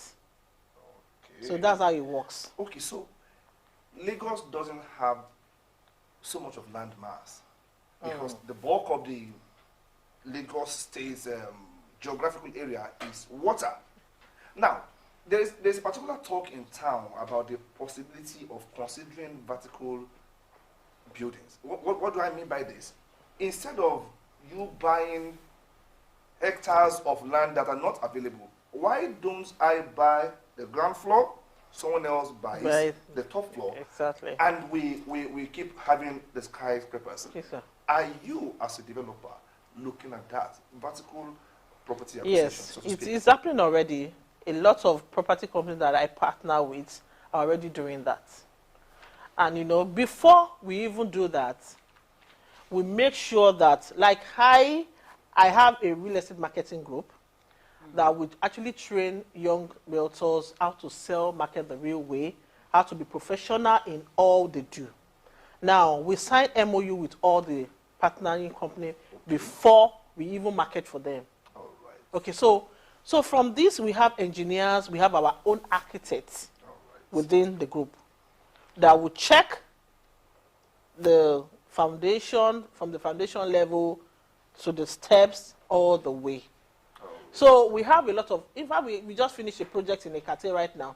There's about six floors. And the place was a bungalow. So we have started doing that already, at least to scale up for people to have more space to live, especially in the places that is already developed, like Ekate, Victoria Island. In Victoria Island now, you can hardly see a bungalow. If you see a bungalow, it's been there for years. So all bungalows have been converted to high rises right now. So even if there is a bungalow, you people are mounting pressure. Let us buy this. Yes. I like that. You know, it seems in Lagos that the availability of mortgage financing is only for the rich and beyond the reach of the low-income earners. What efforts are you making at increasing this to accommodate everyone? Yes, it's been broken down now. We at least have about two or three companies now who are looking into that, who are asking people to come with what they have and let's see what we can do with it. So the problem is not really, it's just the interest rate that needs to really go down for more people to enjoy this facility. It's already existent, but it's expensive. It's still expensive. Okay. Land use regulations are a major factor in property acquisition and in the real estate. Do you have issues with it in Lagos State? Not really, if you do the right thing. And what is the right thing? Is to get into the Land Use Act and follow the due process. If you want to buy a land, when you get the land, get your documentations right, get everything right from the scratch. You won't have any issue. Some people buy land and they didn't do their survey properly. They didn't do their survey properly. Probably there's an existing, all the land belongs to the government. Even the land in our village belongs to the government. Yes. But you need to check, you need to chart it and be sure that it is not under acquisition, committed. All land are under acquisition, but you need to check that it's not committed before you buy. Well, for the sake of clarity, what does that committed mean? Committed means government has interest on it and it may be useful for them in the future. So they keep it as committed. Okay, we have a lot of houses built on drainages, blocking water flow. What is government, particularly in Lagos State, doing to ensure that the policies concerning urban, housing is adhered to? Okay. Anyway, we had a meeting sometimes ago with the developers, the RIDAN, Nigerian Association of Developers in Nigeria. We have meeting with the government, and it promised us that inspection will be done from time to time. So that is why you see some building that they will mark it when it is not in the proper place. Something happened in an estate in what's the name of this estate again? Somewhere on the mainland, that people's buildings were broken down, and they were screaming, they were shouting. And when I find out that some of the buildings were on the pipeline. Was on the pipeline. And I was told that they have served them notice times with that number and they refused to move it. So the government has to come in and force those buildings out of the way. Okay. Because when you say they refuse to move it, we're not moving clothes here or suitcases. How do we move houses? How do we move houses like that? Is government going to compensate? After all, they bought the land. But that is the reason why proper documentation has to be put in place before you start your building. You must submit your building approval and you must get in the proper way, because some people do it in another way. And all those people that did it in another way, they get their fingers burnt. So the best thing is to make sure that you do it the proper way. Even if the government needs the place, they will compensate you. But if your proper documentation is not right, you may not get any compensation. Okay. There seems to be a kind of handshake between you private developers and the government. What more should be done to promote this public-private participation in solving the housing crisis in Lagos State? The best thing is to build more houses. To jointly build more houses? To jointly build more houses. And we have started doing that. You didn't include affordable. Affordable. I just said it now. I said we are building affordable houses in Epe, in Bejuleki. Okay. So what are the Lagos is known in some areas to have sanitation issues. Okay. Okay. What are the initiatives as an investor? Because you as investors too should be thinking of CSR anyway. So what are the initiatives by the investors to improve access to basic services like clean environment, clean water? What initiatives? Do you have any? Do you have an association? You know? Well, not yet, but I think we need to have one. Now, it starts from every one of us. We need to school our mind how we trash debts all over the place. Because if you notice, nylons, PET bottles, those things are the one blocking the drainages most of the time. Okay, so we need to school our mind. We need to talk to ourselves first as an individual. We need to tell ourselves, don't drop this here. And it starts from our home. You know, you don't just trash things anywhere. So it starts from there, and I think we need to look into it as well. So as a group, as an association, we're going to start sensitizing people on how to manage the drainage systems. Okay, are you factoring in eco-friendliness in your design now? You are the builders. Oh yes, oh yes. In what way? Most of the estates we are building now has beautiful landmarks, beautiful greeny area. We have for the ecosystem is very, very important. So we are considering that we have about 3 estates now that have. We're going to have lake view. We're going to have green area. We're going to have golf course look and all that. So we are really looking. Even the government is imposing it on us. That you must be eco-friendly. So before you build any estate now, you show your layout. And if you don't have enough green area, you will be penalized. In Lagos State, it's becoming almost I don't want to say maybe a monthly thing. It's recurring building collapse. Yes. Everywhere. You know, from Lagos Island to you see building collapse everywhere. So what measures are you putting in place alongside government to ensure there are no haphazard buildings and bad structures all over town? Well, for that, it has never happened to me.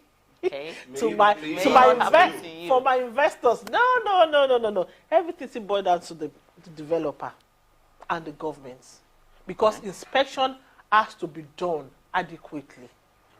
There's no cutting corners, because at the end of the day, your clients will be happy to see you in the next 20 to 30 years if their buildings are in the right proportion. So the problem is just in maybe greedy developers who are missing in, the materials to use. That's just the major thing. But if the government is doing their work, they are checking. They check the building approval. Some people, like the one that happened in Ikoyi some time ago, we were told that they got approval for, I think, about 17 floors or thereabouts, and he decided to build 21 floors, 25 floors. Those are the major things that happens to collapsing buildings. Okay, so what are you doing with respect to cooperative societies? I know that in some states, I don't know about Lagos State, these societies come together, they pull funds together, they liaise with you developers, and they put up structures for people to subscribe to. Is there a plan like that in Lagos State, or is it solo run? No, there's a plan for it. In fact, there's a particular company, Efficacy Construction Company. That's adverts. You advertising. You okay? Sorry about that. We're already partnering with cooperative society already to build houses, and I can tell you for free, we have done about 4 bungalows behind Awoyaya, behind Mayfair Garden, and we sold for 14 million. Really? You can't beat that. Anyway, it's still far for some people. Now, how can inclusive housing solutions be implemented to accommodate diverse needs, whether poor? How can that be implemented? Anyway, and quickly. We have to call a town hall meeting to address this, yes, because it's a bit difficult now. We need to call a town hall meeting and call all stakeholders together and make sure we get it right. Okay. What are the potential and social economic impact of housing, addressing the housing challenges in Lagos? If we fix the challenge of housing, of course, that has a direct impact on the social and economic well-being of Lagos State. Speak to that, essentially. Anyway, if that is fixed, of course, everybody will be happy. We're going to have enough. Enough money. Yes, because if those ones are fixed, the housing deficit, everybody is happy. We're going to have a lot to enjoy. And now, infrastructure has been made in those areas that I talked about, the Bejuleki axis and all that. If those ones are put in place, everybody will be happy. Right. And our economic, of course, will skyrocket. In fact, there's a research that shows that residential properties is set to receive a boom this year, even with the inflation and all that. Really? So it's still, and people are investing. Mm-hmm. People that have the money are buying and they are investing. So it's going to increase, of course, the economic situation of the country. All right, it's been fun talking to you, Ambassador Bukola Odontoba, CEO Goodly Heritage. I am particularly interested in the cashback policy. But thank God you are owing us now. We can start from there. You just made an advert for free. It's not free. There is no free lunch even in Freetown. So we'll send our bills to you and use that as our startup capital for the cashback program. Thank you very much. That is the segment for this time. We are going on a short break now. When we are back, we will look into another thing entirely. Don't go anywhere.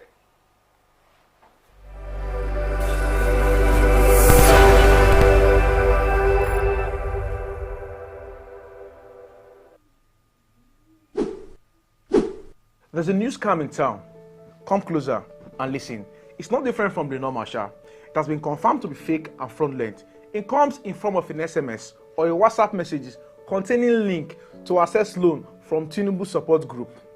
The National Information Technology Development Agency, NITDA, has issued a strong warning about a fraudulent cash grant scheme circulating on social media. Now, to our forwarding managers, instead of forwarding such messages, forward this video in so that you will not be running from one town to another, looking for a solution where your accounts have been hacked. Why are you running? Why are you running? Be informed and be safe.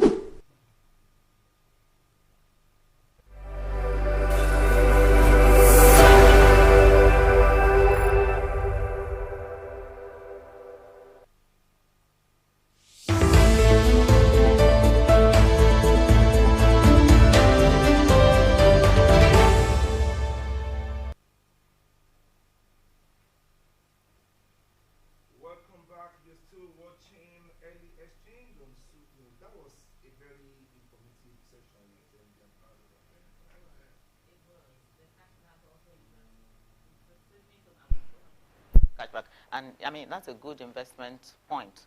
Yeah. So since we know that we now have some kind of, upfront deposits, so to speak, maybe we can just talk about that later.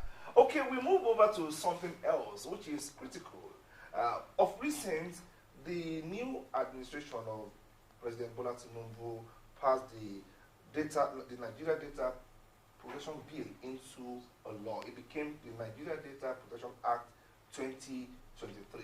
And the act in itself has one major thrust, which is to ensure that there is some kind of legal framework for the gathering, use, and processing of personal information and personal data by data collectors or data processors. Now, 3 key stakeholders were identified in this particular act.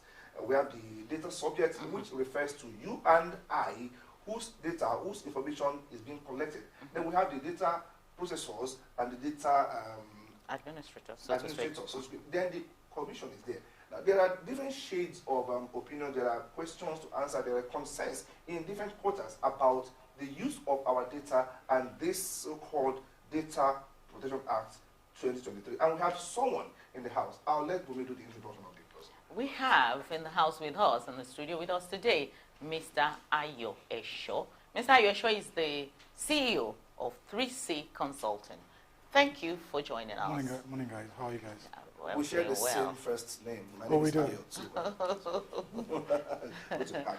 Now, the act, like I said, identifies 3 stakeholders, namely data subjects, data controllers, and data processors, then the commission. Could you please explain this to our viewers?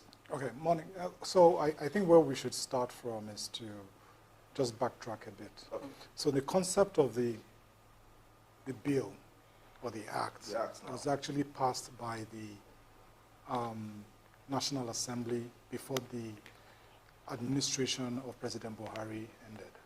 So what President Tinubu has done is to pass the assent on it. The concept of the act, basically really the focus of the act is on we, the data subjects as you call it. So a data subject is just you and I, anybody, personal information. Your personal information will be your race, your name, your number, your BIN, your NIN, your sex, your religion, any information I can use to associate you with who you are. So we, the owners of the personal information, are the main focus of the act. Because globally, there's that whole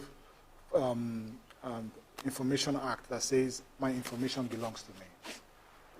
So the thrust of the act is with the data subject, you and I. The people who collect that data, the primary person who collects that data will be a data controller. Okay. So a data controller will be, when I use an example, if I walked into your office and you asked me for my name and my number at the reception, you're the data controller. Okay. If you then take that information and use it to process something within your organization or give it to a third party, then that becomes a data processor. So a data subject is me. A data controller is the person who collects the information. A data processor is the person who processes that information on your behalf. So a data controller can also be a data processor if you don't have a third party that is processing on your behalf. Okay. There are so many rights the one given the data has, and one of it is the right to know what the data you're collecting from me I used for. But do you think in Nigeria, and I'm going to give an example, that can really work? Let's take for example the name. With so much queue, how do you think it's possible for me to enter NIMSI and say, I want to know to what length you are using the data you are gathering on me? Do you think that is a possible situation in Nigeria? I think the answer to that is that we need to drive the awareness of data protection or data privacy. And I will let me just drive out a bit out of Nigeria for a minute. The concept of data protection is not Nigerian by nature. The concept of data protection is global. And in fact, the driving force behind it is very global. So if you look at where did this whole notion of my data come from, it came from the global, which is what we call, I tend to call the global standard, which is the European Union. The European Union drove it through something called the GDPR. So the GDPR is almost like the biggest network or cache of data protection. So in the world, there are 3 main blocks. There's the GDPR that covers everybody. There's the US that doesn't have any one law. There are different states in the US doing different things. And there's China. But everybody else in the world, we all sort of mirrored the gold standard, which is GDPR. So that is the notion of why my data is important. That's the first thing. The next thing is, if you as and I don't know whether you're going to ask this later, if you as a business are doing business globally, especially Nigerian business, at some point in time, somebody's going to ask you, are you GDPR compliant? If you're not GDPR compliant, are you compliant with the Data Protection Act of your country, at the very least? And that allows for cross-border business. That's another thing. To take on, say, for example, the local need or requirement for it, the classic example will be your phone rings and some hoodlum is calling you because his friend in the bank has seen your information, has seen your bank account details. That is a breach of data. So how do we get around that? It is by us ensuring and making people aware that you are allowed to do that. The federal government actually had also said to the to parastitals, that you must also comply with this act. So it's not a case of, to go back to your example of NIMSI, it's not a case of NIMSI saying, who are you to come and ask me? It's for NIMSI to know and realize that I can ask for it. Let me just expand on that again. Okay. So it's not just the right of consent, because you must take my consent. You must ask me before you use my information. You must ask me if you want to use it for something else. I must be able to tell you to erase it. I must be able to tell you to return it to me. I must be able to tell you to send it to somebody else. I must be able to tell you to withdraw it. You don't hold my information. I can also tell you, do not use my information. I do not want to be processed with some sort of profiling.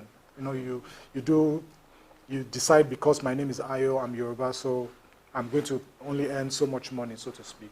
That is automatic processing and automatic profiling. So I think the key thing is awareness. How do we make people aware? And I know there was a joke going around when the law was passed that what does this thing mean? Does it mean I can use more data on my phone and all that stuff? But I mean, it's funny, but the reality is that we need to make people aware. We need to try and educate people and know this is your right.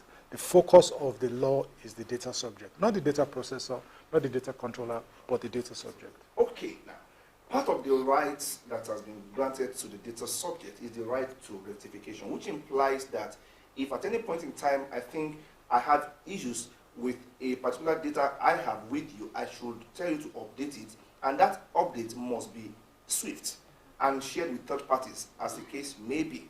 For the past 3 months now, I've been trying to update the name on my BVN. I have done all the paper documentation. I did a name change, and then I gave them everything. I won't mention the bank's name anyway for obvious reasons. But for the past 2 or 3 months now, I have done it. Up till yesterday, I found out, okay, in their own bank, my name has been updated. So I went to another bank that I have account with the full confidence that, yes, my BVN name has been updated, only to get there and realize that I was still transacting there with the old name. Does that constitute a breach of my rights? Am I able to sue for that?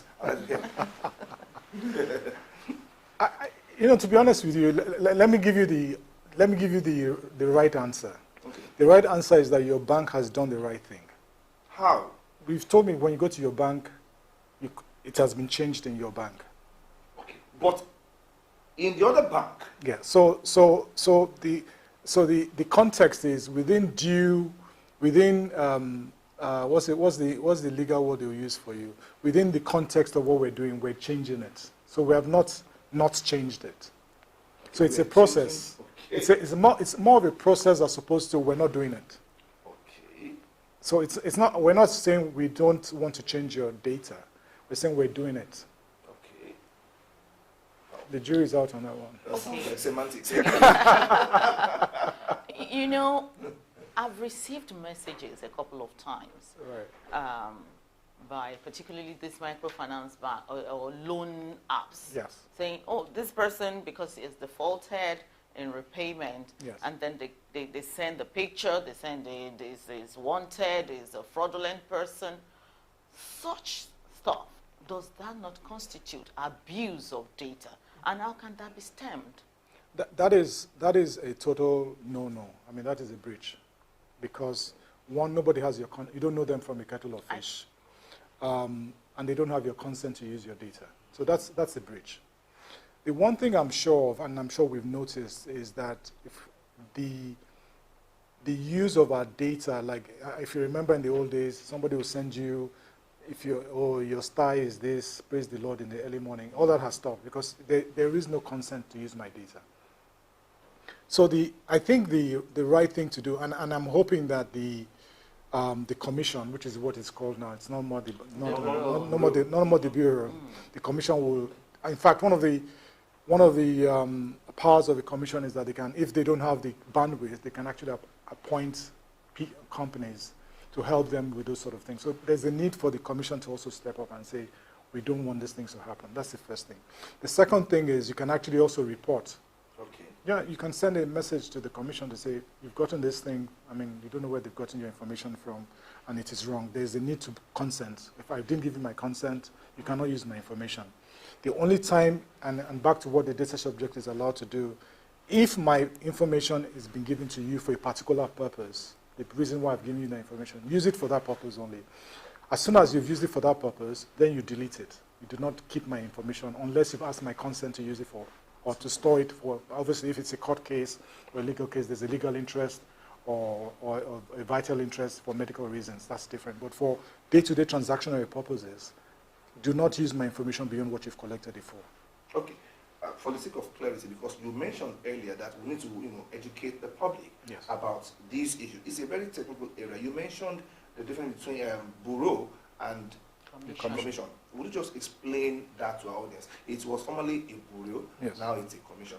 What is the significance of that name change? Okay, so to backtrack, so the history of the Nigerian Data Protection Regulation, as it was called then, started by NIDDA. And then within NIDDA, a bureau was created called NDPB, Nigerian Data Protection Bureau, which was almost like a subsidiary of NIDDA, so to speak. Okay. Now, NDPB, which is the bureau, is going to metamorphose into a national commission. The national commission will then be a standalone entity, reporting to the presidency with its own board and its own rights. That puts us in the same space globally as what everybody else is doing. So if you go to the UK, for example, there's the ICO. If you go to Brazil, all of them have commissions. So the commission then becomes a full-fledged entity of its own, standing by itself outside of NIDDA. Okay, I have issue with how transparent and accountable can the data handlers be to the subject. I have an example. I think it was during the 2007 election. I think something happened with some computer systems, and they had to be taken for repairs. And by so doing, many of the data became open. So how do you want the data subject, to be able to trust? How transparent will the handlers be so much that the subject can trust them with their data and not give fictitious data? Okay, so I think there are two sides to that. One side is integrity. I mean, that's outside of the data itself. Okay. The key thing is that as a data controller, you are obligated to do certain things. One of that is to secure that data. You secure the data in a way that, so first of all, you're storing the data. For as long as you're storing my data, what are you doing to protect my data adequately? So there's the whole area of, can I pseudonymize the data? Can I anonymize the data? Which means, like, if, for example, I work in, and I'll just use the bank as an example. If I work in a bank, for example, and all my responsibility is to know your name and your account balance, and I don't have any business knowing your phone number or your date of birth. For me, as that officer in that responsibility position, those informations, in this case, my date of birth and my phone number, will be made impossible for me to read. So it will be, I mean, it's either the number is put, typically it will be, there'll be XXX is there, or the numbers are transposed in a way that you cannot make any sense of the number. So in that way, you've sort of secured the information, because my responsibility does not extend to the point where I need to use that information for anything. So it's pretty much the law. The law says that the data controller and hence the data processor. So if I'm a data controller, and I'll use the bank example. If you give my information to the bank is your data controller. If the data controller gives it to a card company for a debit card or a credit card, that becomes a sub-processor or a processor of the bank. That information is guaranteed that you must handle my information, you must secure it, you must ensure you put, and then there's a whole area of data security which comes into play. You must ensure that that information is not made, if you like, free to people to see without my consent. Okay. So one of the obligations of a data controller is to carry out a data privacy impact assessment, DPIA, especially for very sensitive data that are released to people. To what extent are data controllers complying with this? Unfortunately, I'm not the regulator. I can only speak to why we should do it, okay, as opposed to knowing whether they come. So I think just to put some flesh around it, a data protection impact assessment pretty much says it actually builds the concept of data protection into everything we do. So it's almost like there's a concept called, and I'll throw this out, called privacy by design. Okay. So privacy by design says you eat and breathe privacy in what you do, in your day-to-day life. And the one way you can drive that process is through data protection, the DPIAs. And the DPIA is pretty much, what are we doing with the data? Is it safe? Is there a breach? Are we handling it well? Are we processing it right? Are there issues we need to take into consideration? And this will apply to not just new projects, if you like, but even existing projects. So, for example, we made a change, we've changed this room, or we moved some processes around. What is the impact of that process for the data, for the personal, again, we're talking about data, personal information data here. What is the impact of that? So it's pretty much, and the law actually says that you should carry out DPIAs for processes, like you said, it actually quotes it and says for major, is the word they use, major functions or major functions, something like that, which is very great, because what is a major function? The global standard is to say, look, if you are not sure, do a DPIA. In fact, do a DPIA all the time, because you're safer ensuring that you do a DPIA than you not doing a DPIA. So my advice to entities is do a DPIA all the time.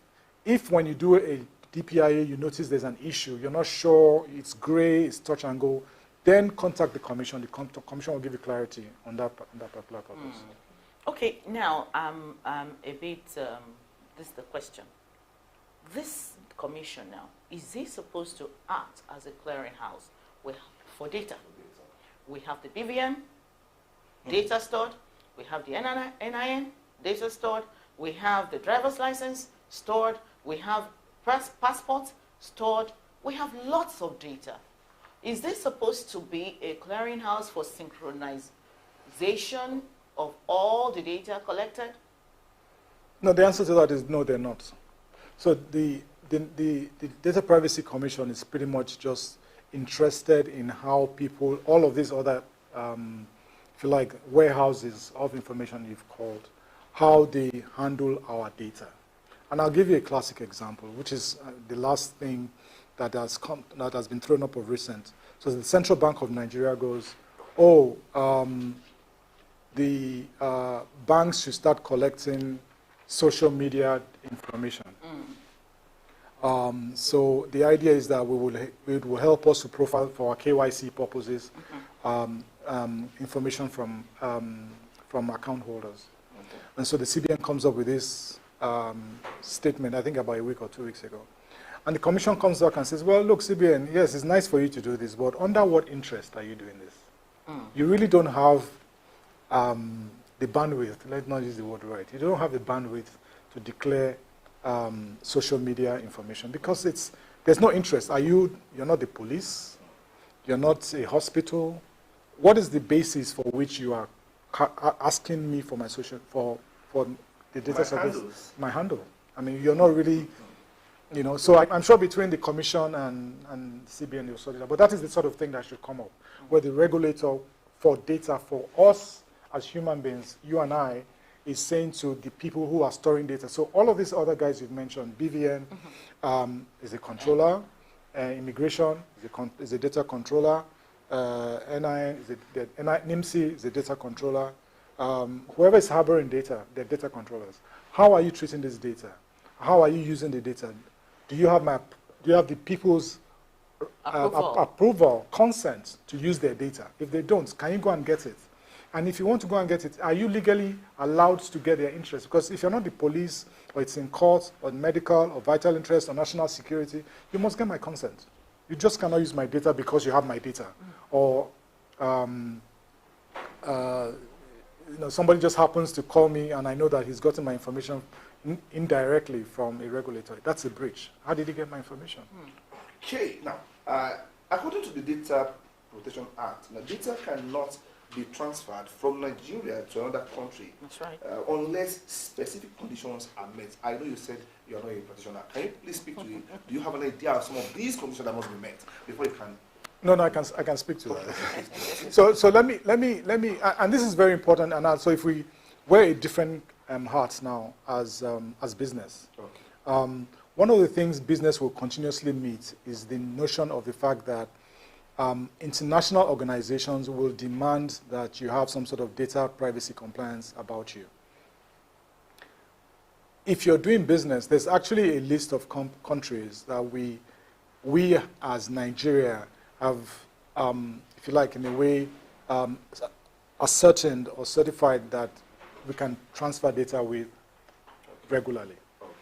But the Commission also says, it's very clear on this, that you cannot transfer data, and this transfer data is very simple, and we shouldn't even think about transferring data in a big way. If you save your data, I mean, it should be as practical as if you go onto your web mail that is being provided to you by an international company, and we know all the people that provide web mails for us. When I press save, where is that information saved? Okay. It is not saved in Nigeria. We know it's not saved in Nigeria. It is not. So why? So the first thing is, what covers that entity from transferring data to wherever they transfer the data? There's the concept of SCCs, which are standard contractual clauses. That's one of the things that is said. There's also BCRs, which is they're documents you can use, binding contracting rules that you can use as a one-off. So if you don't have SCCs, you don't have BCRs, you don't have any authorization from the Commission, technically you should not be able to transfer data out of Nigeria. Even if you are not a Nigerian company, as long as that data is leaving the country and you're doing business within Nigeria and that data has originated from Nigeria, you should not be able to. So it'll be quite interesting to see how this plays out as we go along, because a lot of the data we use on a day-to-day basis, even as minute as our social media play and the amount of activity we do with social media, that information is not kept in Nigeria. We know it's not kept in Nigeria. So what is going to happen with that? Is the Commission going to, bring down the hammer? Is the Commission going to, and it's a big issue, I mean, globally. The usual suspects have been fined in Europe, they've been fined in Ireland, they've been fined in New York for moving data out of the country to go and store somewhere else. Okay, the violation of the data, the act by the handlers attract penalties. Definitely. But the penalties I'm saying, they are ambiguous. They talk about higher maximum amounts and standard amount. Please, can you, I don't understand what that means. No, but the law is very clear. It says, within the context of the law, if your sin is very serious, we'll charge you 10 million or 4% of your revenue in the preceding year, whichever one is bigger. Who decides what is serious? The Commission. The tempo It will be the Commission. It depends on what sin you have committed. So, for example, I'll refer you guys to something that happened, I think it was a year or 2 years ago, I forget, where a particular state in Nigeria, the Revenue Board, leaked, and we woke up one morning and all our information was up on the web. And they realized very quickly what it was and they shut it down and all that. And that is a major sin. I mean, I will quantify it as a major sin. So it's really down to its context. I mean, if you do something, if the breach is very serious, then, or for example, there's a breach, you do not report to the Commission for 72 hours. You do not let the Commission know there's a breach. That will be a major sin as well. And so that will be 10 million or 4% of your revenue in the preceding year. Okay, so definitely this Data Protection Act is a step in the right direction everywhere in the world. But would you say it's a perfect act? Or are there shortcomings that can be looked into maybe in years to come as we operate this one that is in existence? You're referring to the Nigerian one now? Well, I think we're taking baby steps. It's a very, very good thing. I mean, it's bringing in some level of seriousness toward the concept of privacy. It's also bringing in the fact that we need to protect data even more. It's bringing in the notion of data security. It's bringing in the notion of being serious with business, international business as well. I think there will be more. I mean, if you track what is happening internationally, there's a lot more happening. I mean, we're in the space of things like AI governance now. We haven't even gotten to that point. So what is AI governance? How do we treat AI? Because AI deals with a lot of our data. And that whole area of AI governance is data privacy. The whole area of data security is data privacy. The whole area of spatial data, how do you deal with that? So it's quite, but I think we've started right, and I'm sure the Commission will do better as we get along. Thank you, Mr. Ayuesho of 3C Consulting for joining us in our studio today. Hope when next we call on you, you will oblige us. Thank you so much, guys. Thank you. Thank you very much. Thank you, guys. Thank you for staying tuned. Don't you go away. We'll be right back.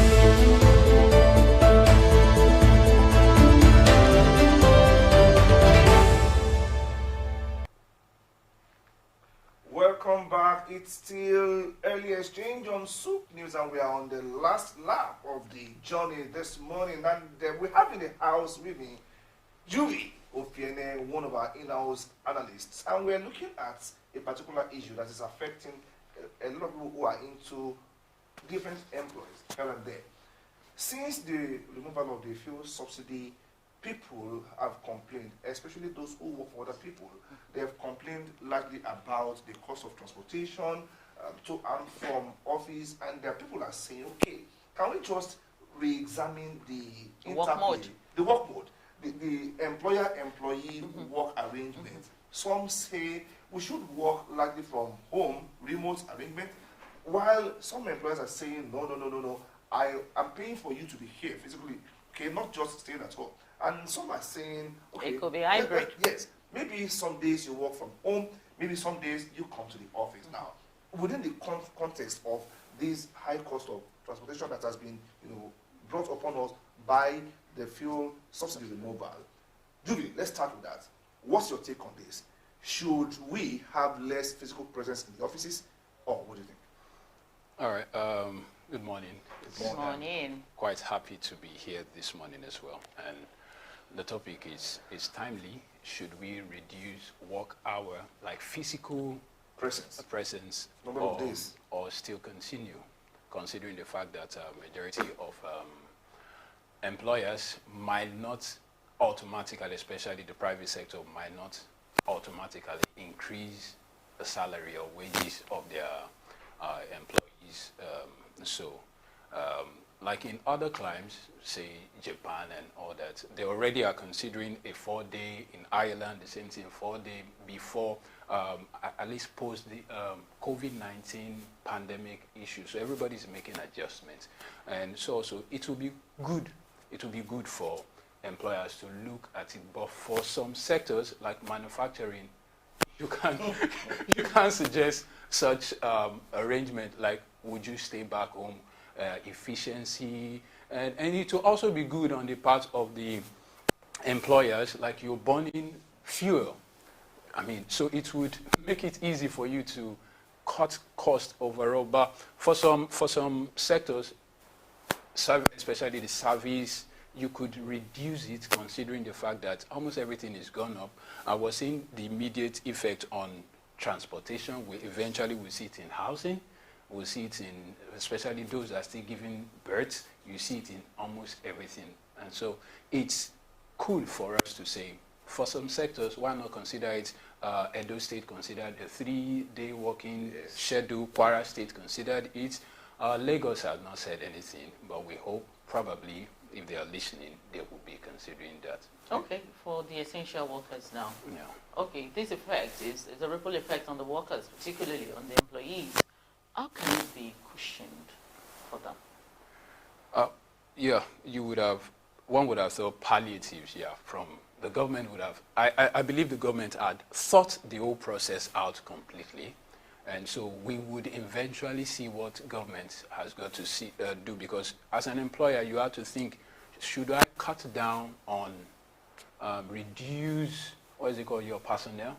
So that you can still pay these ones, since you might not be able to increase wages or salaries immediately.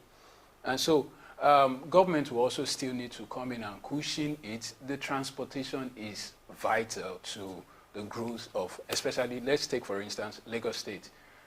It's crazy when you go out in the morning. A great deal of us will leave our homes like 5 a.m., some will leave like 4 a.m., some will leave like, some people actually sleep on the road just to hit the time. And if nothing is done in the immediate, it's going to affect productivity, because when you come in, you are tired, it's still going to, whether you stay there for 12 hours, if you're not mentally fit, psychologically fit to deliver, it will still affect your overall productivity. So employers should look at a situation where both the employers and the employees could have a win-win situation, and not the burden, like, guys, make adjustments, and on our part, we're not making adjustments. Now, the argument in some quarters among employers of labor is that when people are not supervised, they end up not doing what they are meant to do. Efficiency gets to be reduced or to be affected when there is no direct supervision.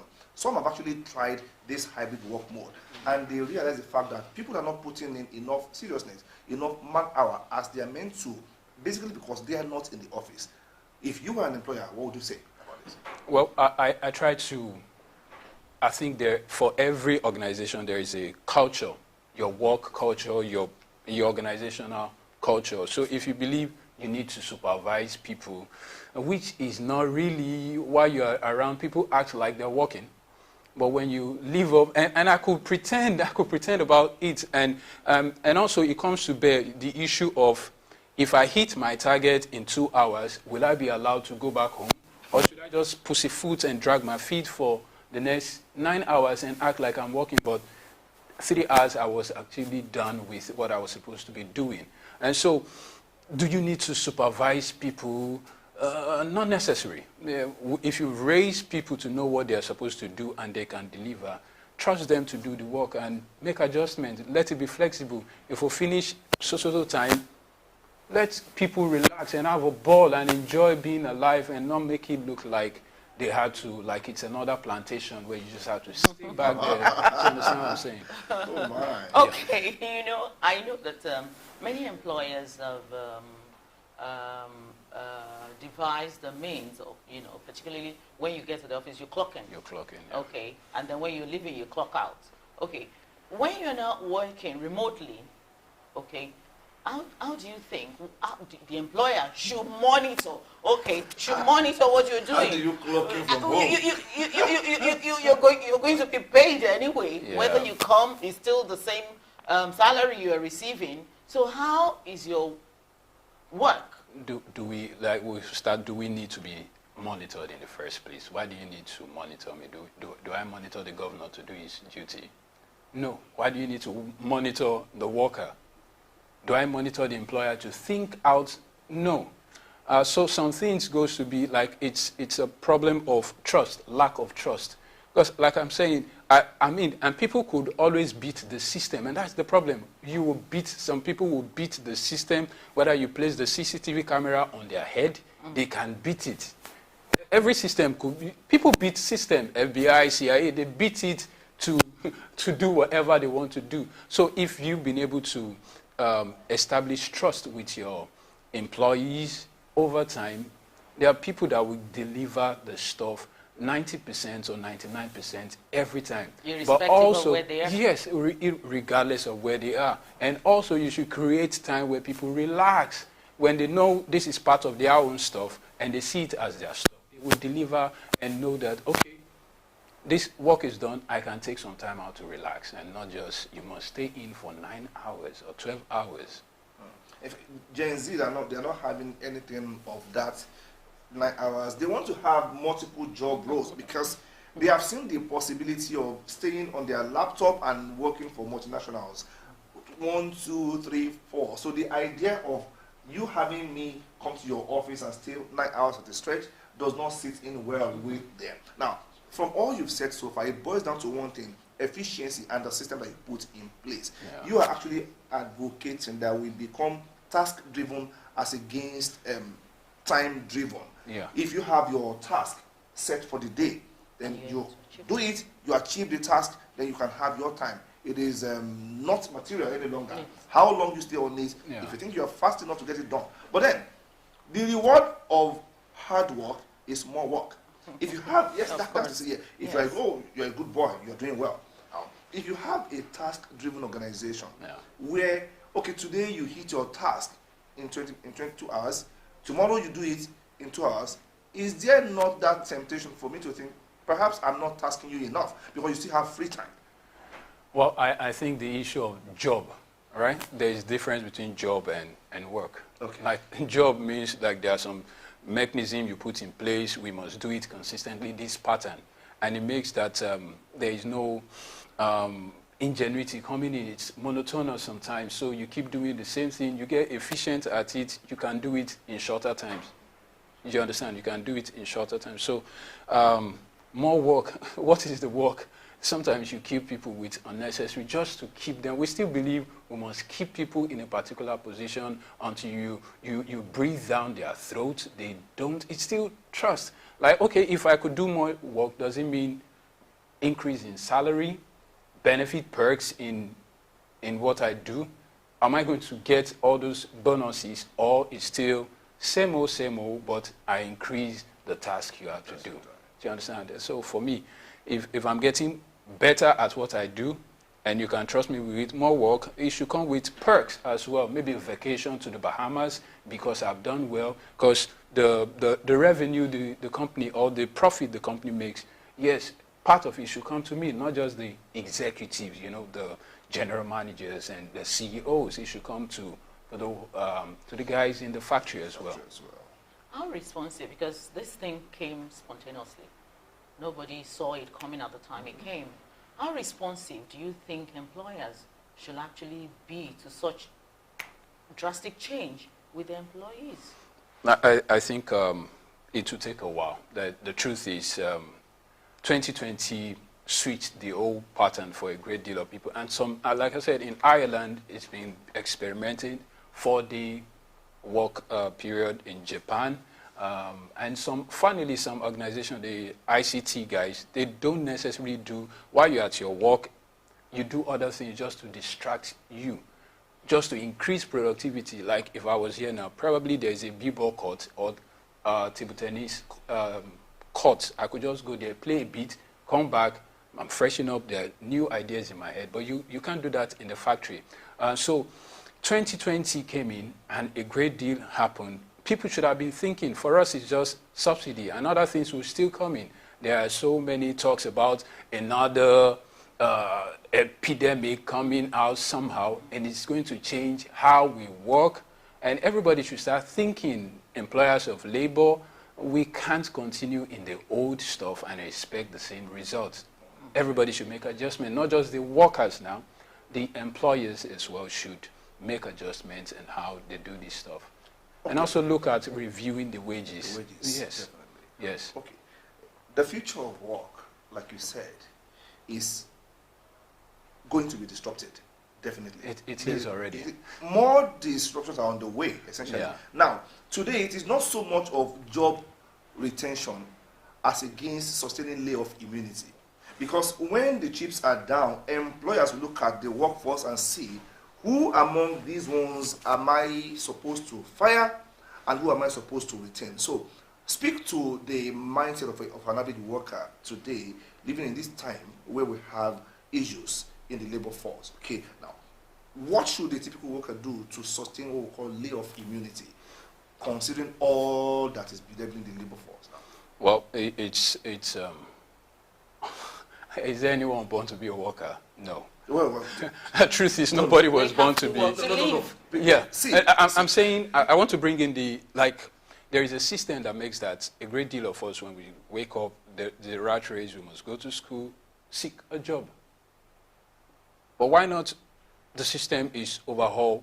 I know it will take a while. While you think you can own something, you don't think of being laid off.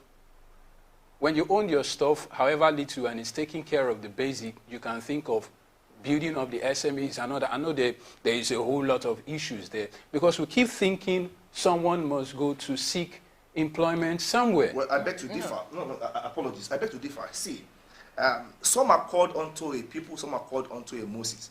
Moses was called unto a people, Aaron was called unto a Moses. It's about role playing. Neither is less important than the other. Some are meant to be workers. Some can't manage their own business. Yes, So, I'm just saying someone determines what you earn. Definitely. And so is it, I mean, compared to what you put in, how do we determine that? What I put into the work. I'm saying we must have a rethink of the whole system. Must I be the worker? Because must I always be the worker? If you're not ready to be the worker, you can as well just work. The person Yes, can as well I'm thinking a system whereby we encourage people to think of having something doing that's not entirely dependent on someone laying you off. Because we're also thinking of retirement policies.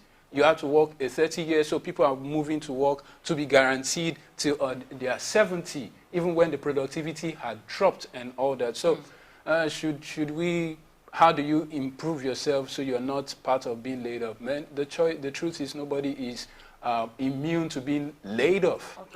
Okay, the emphasis has been on the employer.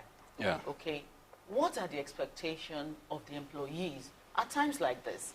Because if this is an age of multitasking, and there AI is everywhere taking over people's jobs. So if you're not relevant, there's no gainsaying it. You're going to be laid off. So what are the expectations without being told that every employee should tune into at times like Every this? human should look at improving more on the soft skills rather than the hard.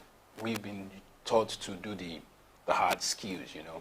You get this. No, there are soft skills. There are skills online, things you could learn, the